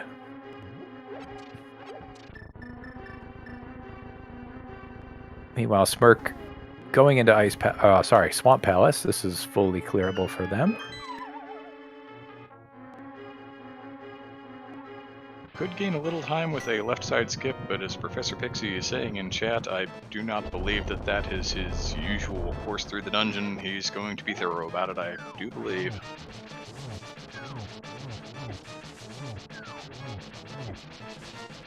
Meanwhile, Maya-Neko with this Master Sword Cold Stare. Master Sword Cold Stare is not the most fun thing in the world. Unless you're spinning, you don't do a whole lot of damage, and those puffs, even on blue mail, do quite a bit of damage to you. Yeah, they do have Hammer, which is a little better offensive weapon, but it is, as with any enemy, a little tough to hit them with. And they do have a potion as well that they're filling up on there. Filling up their hearts. And of course that blue cane and the cape of safety if things get really bad here.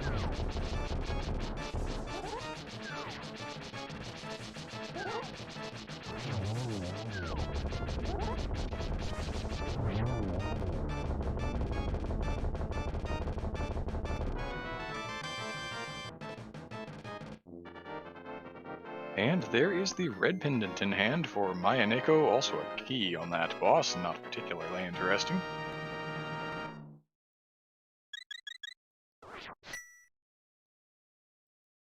Still on the hunt for that Alright, fire two rod. pendants down.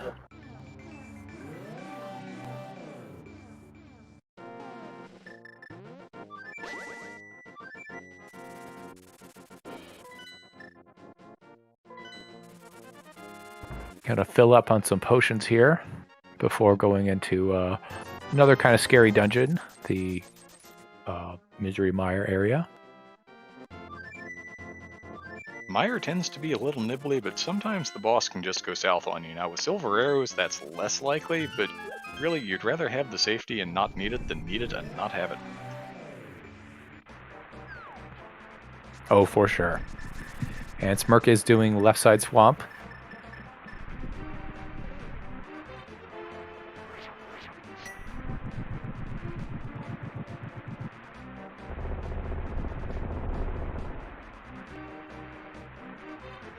Setting up Diver Down on the first attempt. Getting that bomb to hit the crystal switch.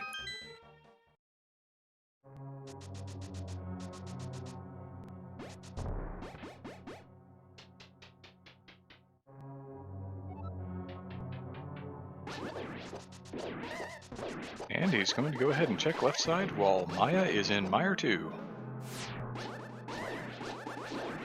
Oh, and just misses the last whiz robe there. But comes out of it still with full hearts and sword beams. Sword beams are nice there. The fire rod is what makes it a little freer. But, you know, any Mire 2 that you can walk away from with full health is pretty nice because the rest of this dungeon tends to nibble on you pretty heavily.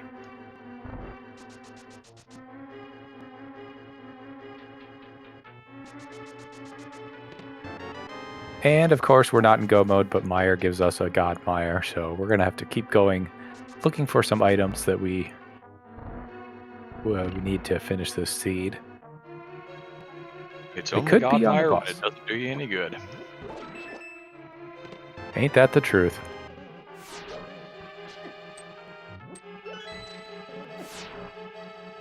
Oh, and almost got bounced into that key door there, which would have spent their one key that they got. Luckily, they didn't tap up or anything like that, so going to be able to use this key down over here on the firelock side. We do have a lamp, so fire rod could be over here. I was wondering for a second, based on the movement in the room, if Maya had intended to just go ahead and rush the boss there, but that was not the case, just getting a little bullied by the Stalkos and the Beamos. Smirk, finding his ice rod there in the Swamp Palace, is going to go ahead and check this waterfall chest, and then we'll find the Bombos medallion on the boss.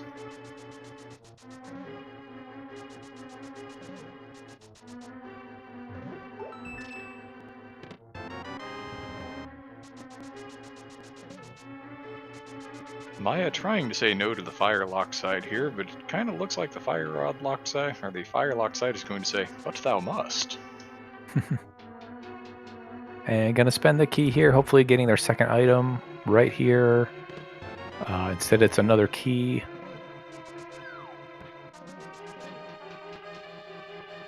I believe there's 3 keys in chests in this dungeon, so potentially could have one. It could actually also be on the boss, I believe. Since we did get that big key. In fact, I think because there were no big keys in the 2 chests, the boss is guaranteed to have a key, if I'm not mistaken.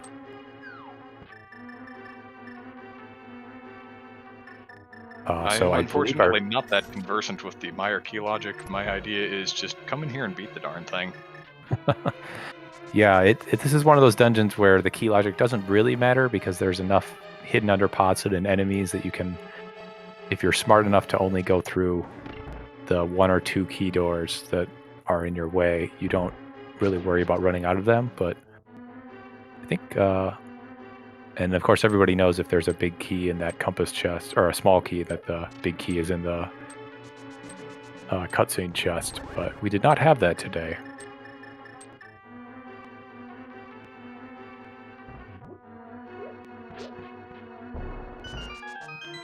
There is Smirk grabbing that Bombos medallion and the crystal off of Argus. That is 5 crystals for Smirk. That is actually 1 ahead of Maya because he cleared out Pod and she has not been back to do that yet, but she does have that Ice Palace clear, which he does not, and unfortunately he has not checked the pedestal and does not know that one of his remaining Go Mode items is there.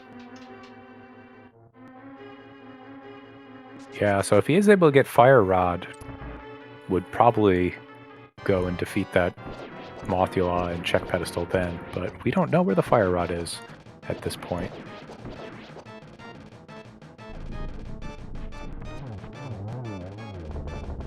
The pedestal item is the Ether Medallion, required for entry to Turtle Rock. Now, Green Pendant could also have that Fire Rod, because we are very much in logic at this point, having Lamp and Flute and all this stuff. See if Maya goes back in to check that cutscene chest for their second item. And they're going to nope out. It is pretty quick to get back here, though, if you want to.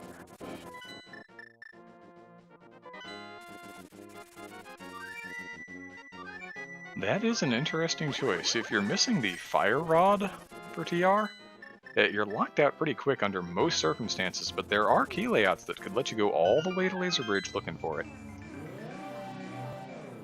And they are actually going to do pod with a quick mirror transition pit stop to turn in that green pendant. So, yeah, they had not finished this, and we know there's an item on it. They don't know what it is. We know that it's not the fire rod, but, you know, beating the crystal dungeons, that's always a good idea. Getting away from murder dactyls, always a good idea. Smirk is doing a couple of boots checks that they weren't able to access earlier.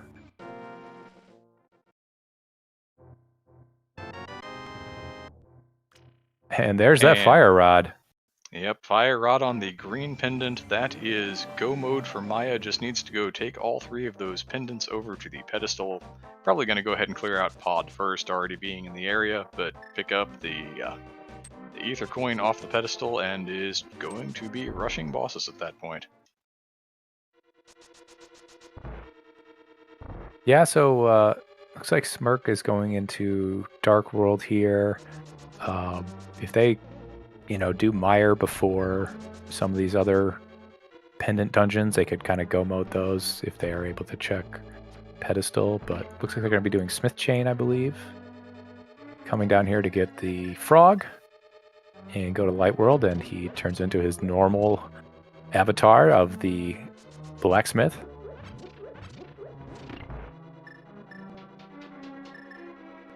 About the only thing left to find, unfortunately, for Smirk would be one of the swords here that Maya is very clearly not going to get. And 1 level sword advantage is not going to make up the time that he is unfortunately behind at this point by making all of these additional overworld checks. Yeah, the difference between, you know, Master and Tempered is pretty significant. Obviously, Master into Gold is even better. Smirk is a bit behind though, so we'll need to be running into their items they need pretty quickly.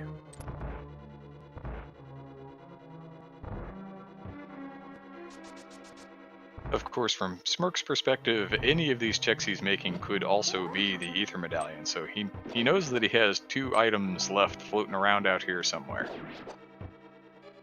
We, as the commentators in the chat, know where those are, and Maya knows where they are and has actively inventoried all but 1 of them.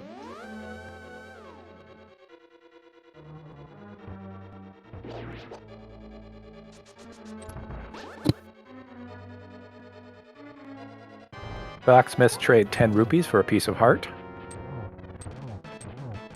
One thing you can forget if you're a little low on rupees, you won't be able to get the item there. But 10 rupees is a pretty good deal for any old item. Meanwhile, Maya is on King Helmasaur, switching to silver arrows and hitting the pearl.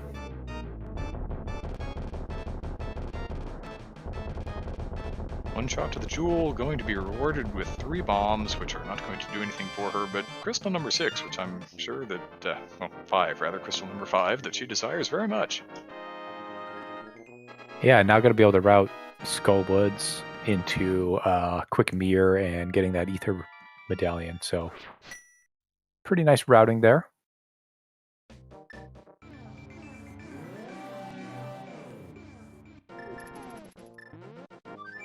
To answer the question in chat, Smirk has not unfortunately checked the pedestal. But it's going to make a pit stop here and get half magic, which is a very nice thing to have.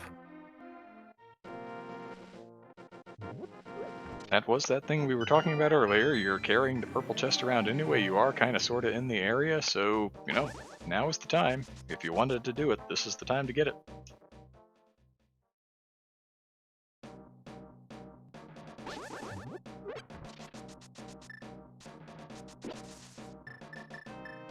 And doing a purple chest turn in.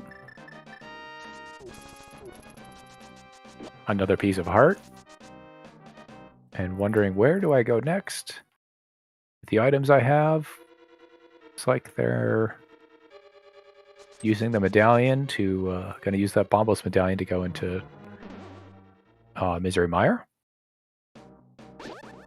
Yep, time to dive pendant dungeons. If you have the PED knowledge, then you know that it's time to dive pendant dungeons and has been for a while now. But from Smirk's perspective, it's just the item search, not the ability to pull PED that he's actually looking for here. Right, this is our green pendant, which has the fire rod on Saha. After you got to get that green pendant and go back over to the hermit.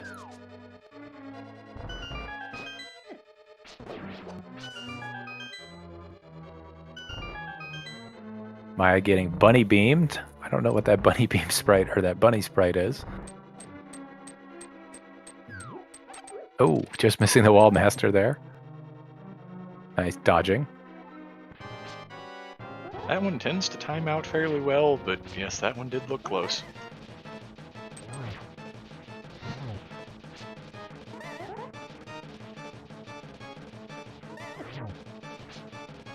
Master Sword regular magic moth is not the most fun fight in the world, mostly because, as in all other situations, the moth cheats. If you knock Mothula into spikes, it is coded to take no damage.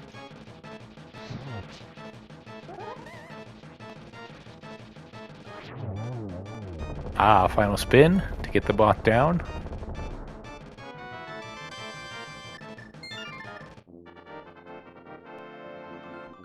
And that was the second item in Skull Woods. Not that it matters. Crystal number 6 for Maya at 1 hour, 39 minutes, and 25 seconds.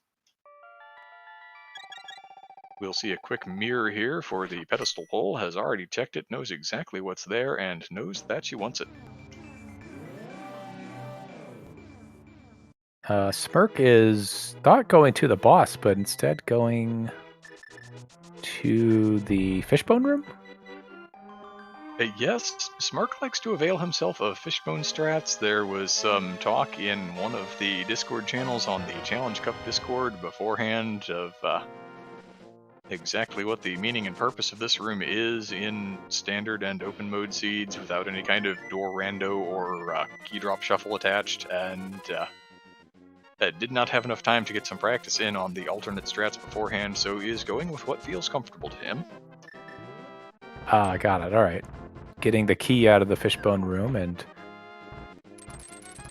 coming down here. Ah, so the crystal pegs are down. Got it. And they already have the big key, so they can check the big chest over here.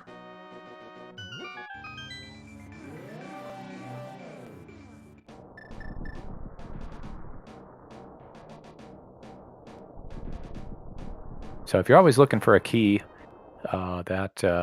that room always does have a key and has a crystal switch, which you can use to your advantage to check some of these other chests that are locked behind that crystal switch.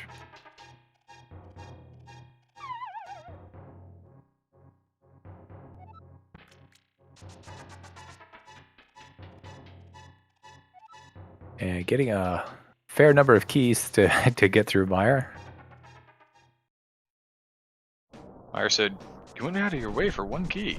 You want keys, huh? Alright, well, we can do that. We can do that sort of thing." While Maya, having retrieved the Ether Medallion off of the pedestal, has made her way all the way up to Turtle Rock, we'll be entering here shortly.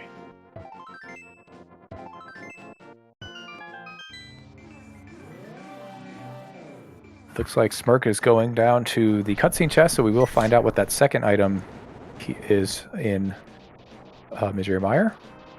We know it's not the fire rod, but it could be a sword or something helpful.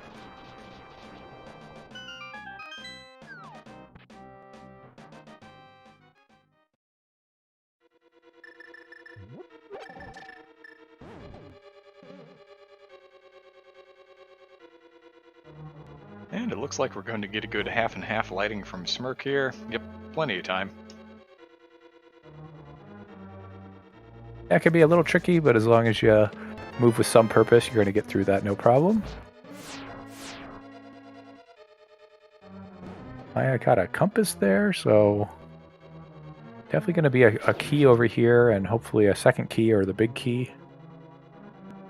Yep, within these front 3 of Turtle Rock, you have to find at least one small, and, you really hope to find more. You really hope to go something like small key, big key in the front here to guarantee that you're well on your way. You can steal the pokey key, and everything lines up nicely for you.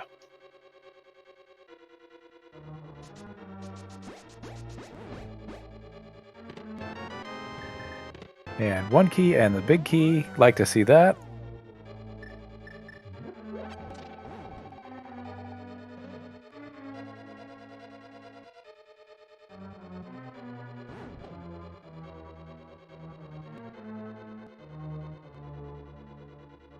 We'll spend that key to go through here and then get a key from the pokey.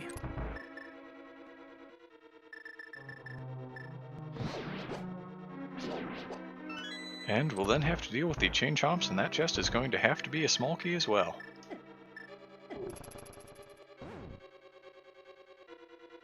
Chain chomps doing their work here, taking 2-3 good-sized bites out of Maya, but she is on through the room.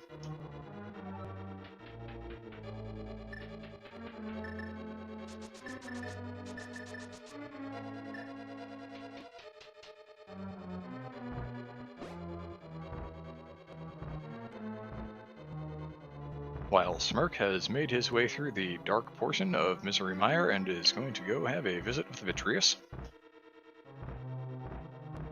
Likely to see more Silver Arrow strats here.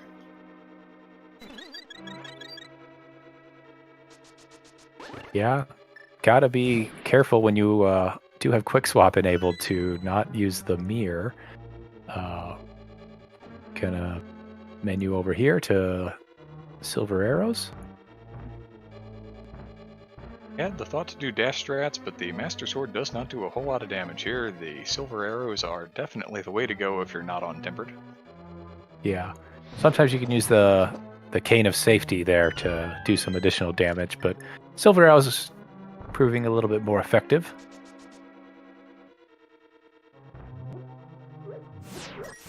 Maya Burna does Master Sword swipe damage, and I believe does not actually do damage to Vitreous. Now, I could be mistaken about that. And there's a sword right in the way. Yeah, went around just to play it safe in case there was a key in that big chest, but ended up getting a sword. So definitely worth the time investment there, especially considering a Master Sword is a much better item to have when climbing Ganon's tower.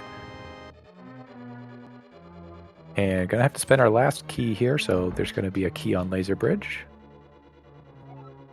You are going to see Fire Rod in Custode Duelo in about 2 seconds here. Smirk is going to show it to you.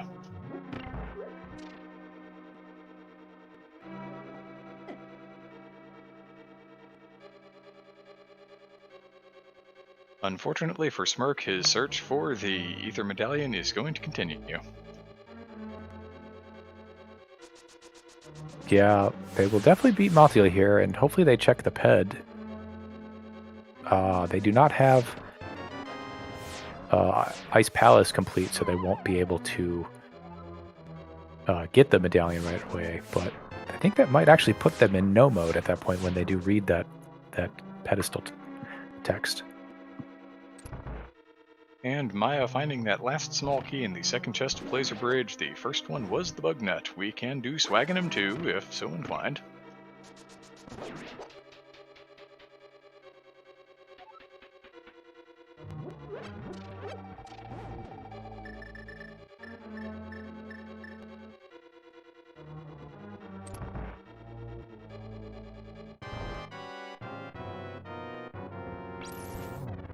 And Tempered Sword coming in very handy on Trinex as well, as opposed to doing hammer strats or something.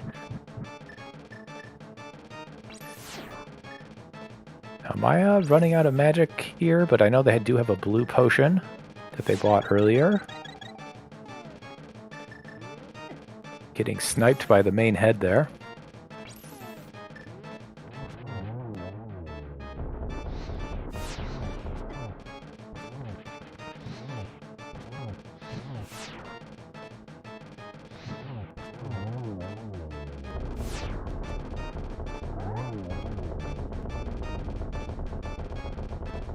The tempered sword was tucked away in the Turtle Rock big chest.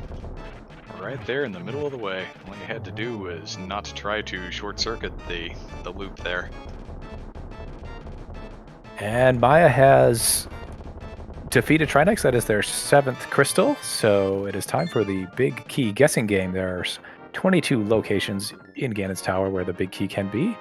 And we will follow a first runner to enter Ganon's Tower, which is going to be Maya. And put in your prediction for which numbered chest, 1 through 22, you think it will be. And do it quickly because we don't have much time before they actually get there. How about you, Dapper Wormman? Do you have any particular favorites? I'll put in lucky number 7 in chat. I think it's probably going to be Rando Room today. Yeah, I tend to pick nice middling numbers. Something in the 11 to 16 range tends to be where I think I'm going to find it.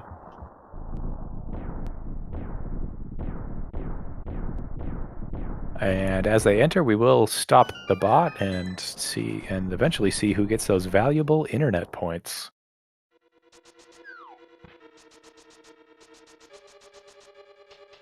smercyd sees Ether on the pedestal and cannot be best pleased by that.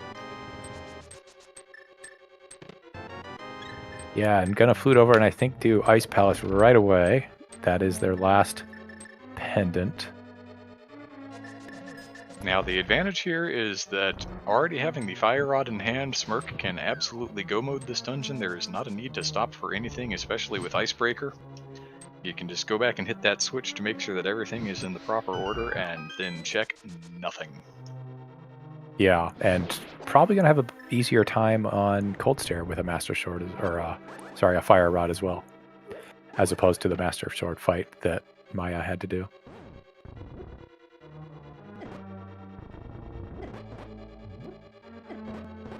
Maya getting a little bullied by these Gibdos on the way over to Compass Room in GT. Says, you know what? Here, have sword spins. If you want to be that close, I'm going to send you away.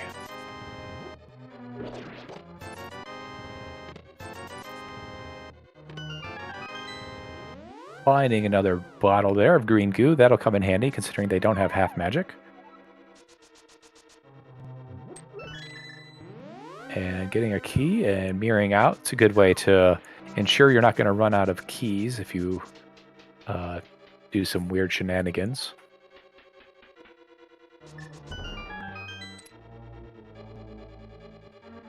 Key on the torch. Appear to be making at least some checks here. Is probably, as chat is hazarding guesses, looking for a sword.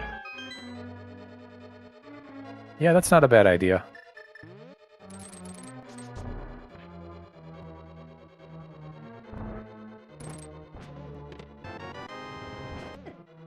And a blue bottle, that's also nice.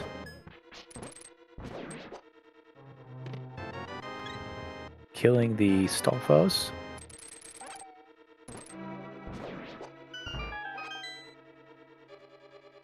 And going on their merry way. Availing herself of that stun prize for the small magic is certainly a good idea here. May want a little magic later in the gauntlet.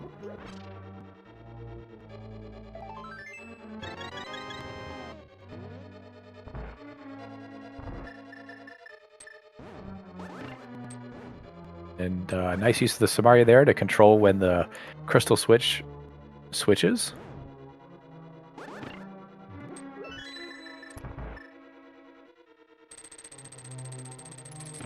Samari is nice, and no matter how many items you have, you're not too far away from the hook shot, which you're going to want for that follow-up room.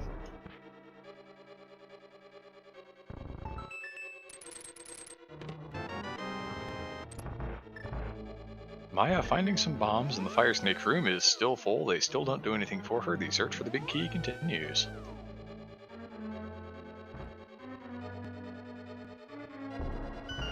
So here we are in Rando Room.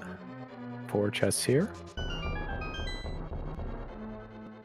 Checks 14 through 17, finds the red mail, a piece of heart, the 10 bomb pack, and a 3 bomb pack.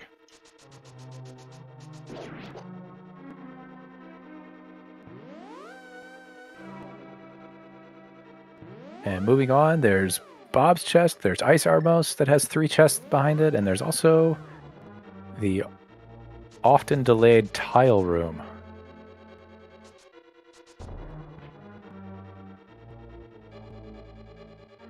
Smirk just absolutely melting cold stare there with the fire rod and half magic. Plenty of splash damage helping him along his way. Gets that key, gets the last pendant he needs for the Ether Medallion. Yeah, really nice fight there. And now is going to be just a flute and some dashing away from being in go mode.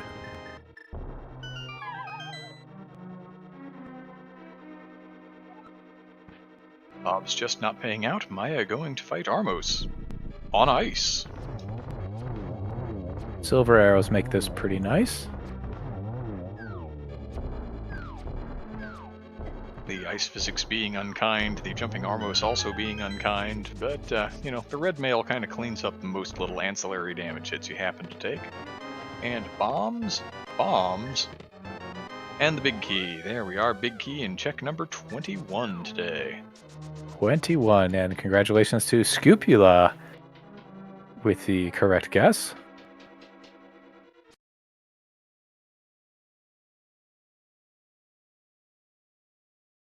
And maybe it wasn't Scupula. Have been having some issues with the bot, I think, but whoever won, congratulations for your internet points. Use them wisely. Don't use them all at once.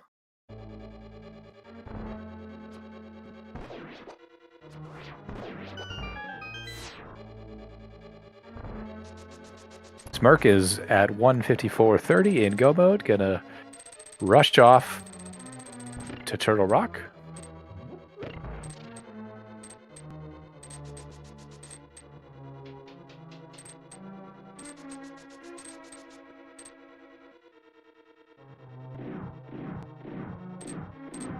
And Maya will be momentarily entering the gauntlet here. Kind of low on magic, but got to use some of their silver arrows, which are always nice.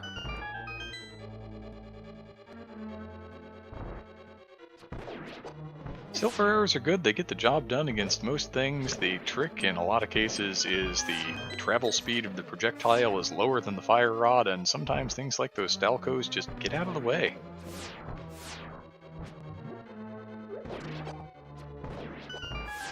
Yeah, there's a lot of randomness in these rooms. Just practice is the way to get familiar with them a lot of times.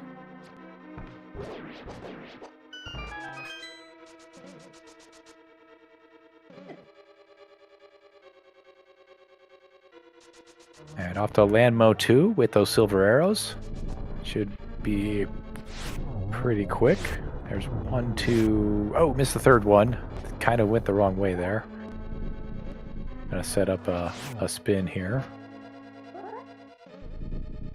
Was maybe a little off to the left, and then the Landmo hopped to the right, and with what I was talking about, that rate of travel of those silver arrows, the Landmo just barely squeaked out of the way.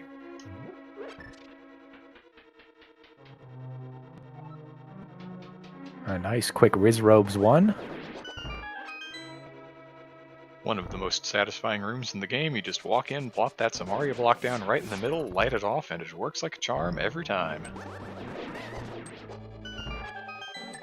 And a nice Riz Robes 2 as well. Just a little bit trickier, and definitely stop to get that full magic refill.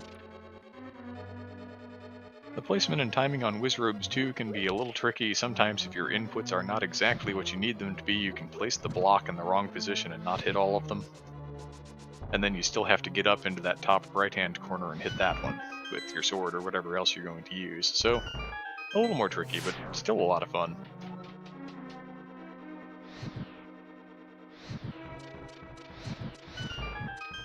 And using the last half of the magic meter to fill those torches, to hit those torches. So probably going to see them grab this magic refill on the bottom right pot here.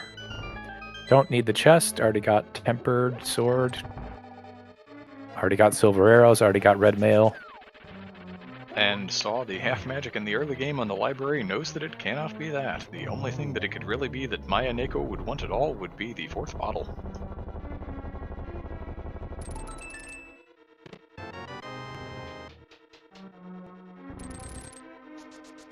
Does open that Moldorm 2 chest, which turns out to be some bombs. Not even vanilla, but I feel like both of our runners probably have some uses in mind for those bombs after the seed ends.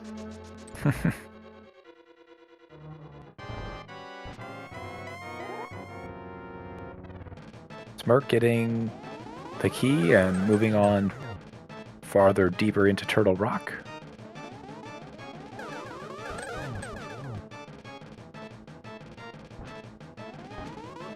Meanwhile, Maya is on Aga. Yep, 2 and 2, and that last one would have been a triple. But 6 hits total is all that's required. As the wizard falls to the ground, a wild pig appears and turns into a bat the way it's been doing since 1991. Yeah, really nice Aga 2 fight there by Maya-Neko.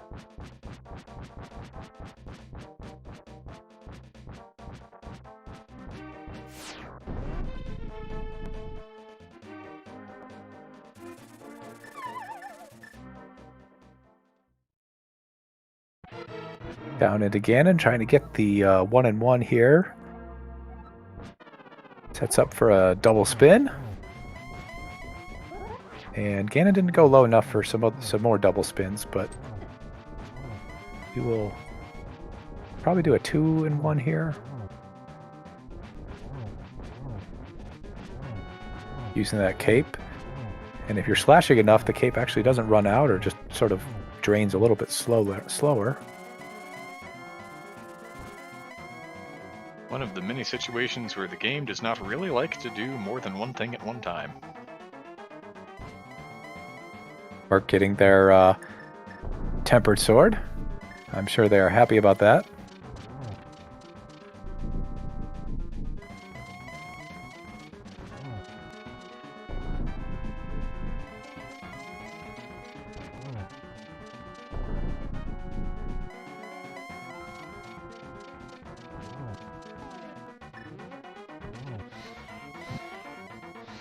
And Maya doesn't get torch glitch, but it doesn't really matter when you have silvers and fire rod and some potions.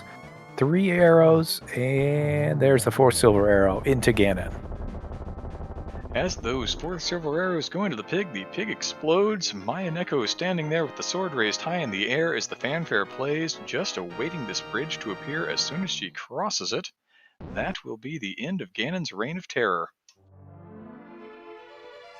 Get your GGs in chat for Maya-Neko, who has finished first overall and will move on to the bracket stage as the first of 2 runners from Group U with a time of 2 hours and 31 seconds on Racetime GG. Good game to you. Yeah, and considering it was all dungeons, Aga 1 required, that's a pretty good time there. And gonna show us the, I'm sure to be a very high item count, as we've had, as I said, done all the dungeons here at the end of the screen and in the credits. Well, when you have to full clear the stinking game and your GT big key is at 21, you did not get to skip a whole lot. And Maya is in chat if anybody has any questions or anything. Maya did put on a really good show here. Both runners ended up skipping Pod and then going back. Maya found them and found Boots a little bit before Smirk did, as we see Smirk going on to their 7th crystal here.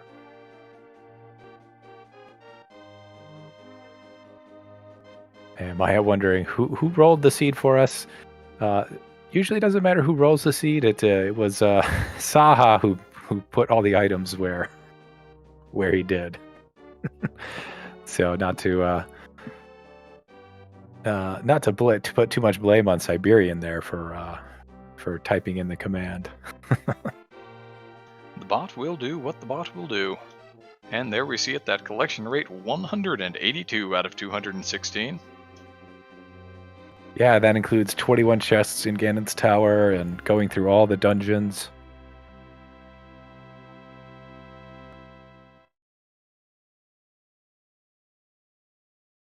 Smirk in the final phase of Trinex here, the snake phase. And gets their 7th crystal here. Good fight.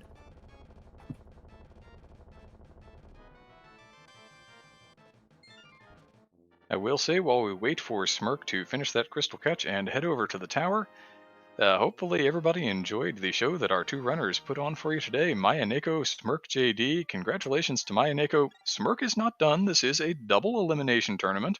He will be moving on to the tiebreaker match, where he will face either Phyllis or Nitro 6003, who are currently 1-1 in the elimination match. They both unfortunately lost their first round games in this group, but Smirk will be going on to face the winner of that matchup. So if you've enjoyed what they've shown you, go ahead and give them a follow, show them some love in chat. You know, it's always nice to have somebody come by and say, you know, I had fun. I enjoyed watching what you did. Thanks for coming out and putting on the show. Our trackers today, I will mention once again, have been Siberian and Professor Pixie. Thank you for pushing all of the buttons, you know, getting all of these things lit up on the tracker so that we know what our runners have actually got. Thank you so much to Apple Wormman for coming in here and hanging out with me. It's been a lot of fun. Oh yeah, it's been a great way to spend a couple hours watching these two runners do their thing.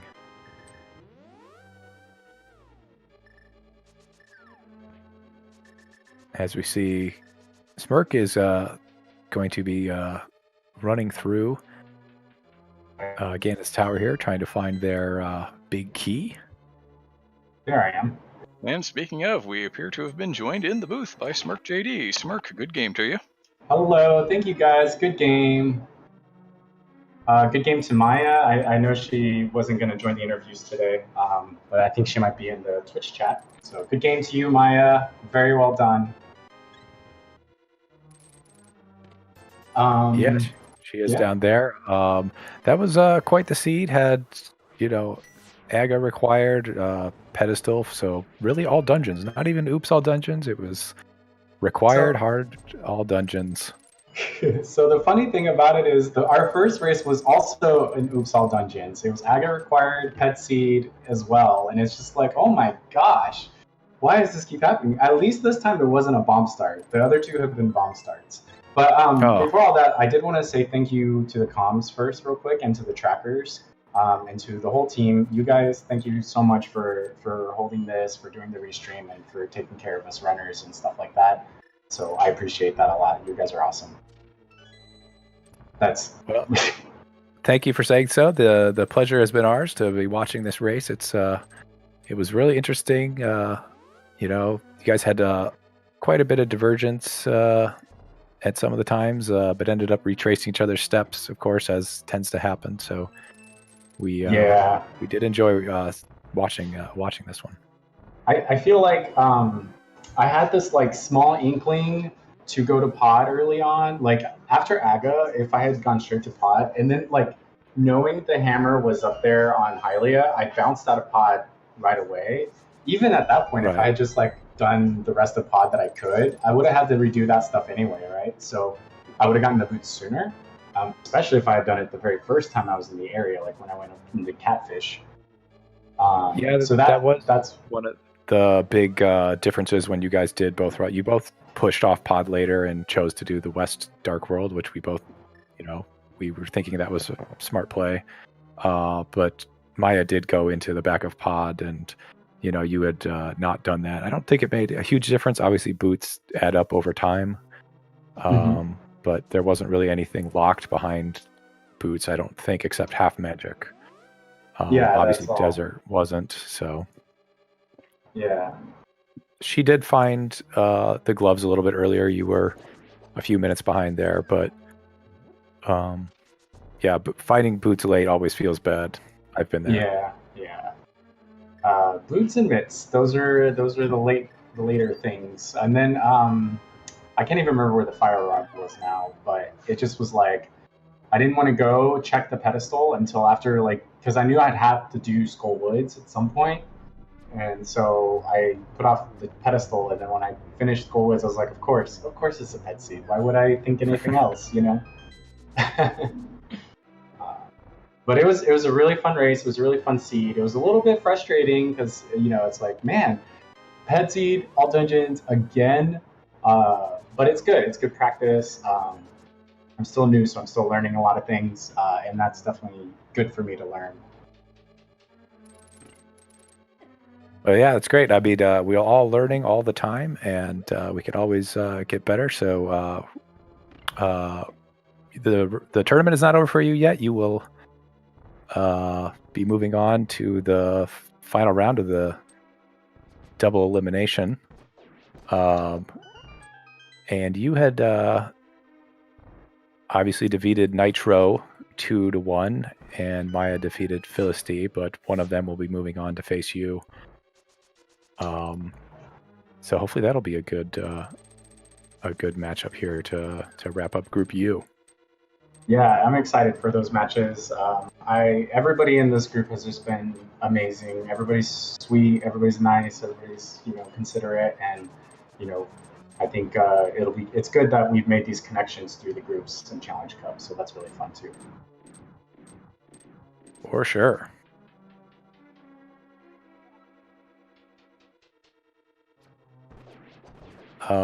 And just a reminder for those of us in chat, our runners were running on a 10-minute delay, so that is why we are able to interview Smirk here while we see his stream running through the gauntlet. Oh, making good use of Ether there, which of course was on the pedestal and our access to one of our crystal dungeons.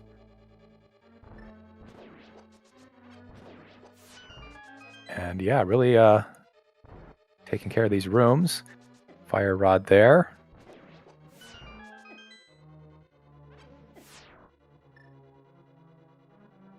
Getting a little damage boost from that Beamos. Yeah, I remember that. I FF'd around the right before Trolldorm 2, so I was like, should I just finish this? But I didn't want to keep anybody waiting, so I was like, you know what? Nobody needs to watch me fall 50 times to Trolldorm 2.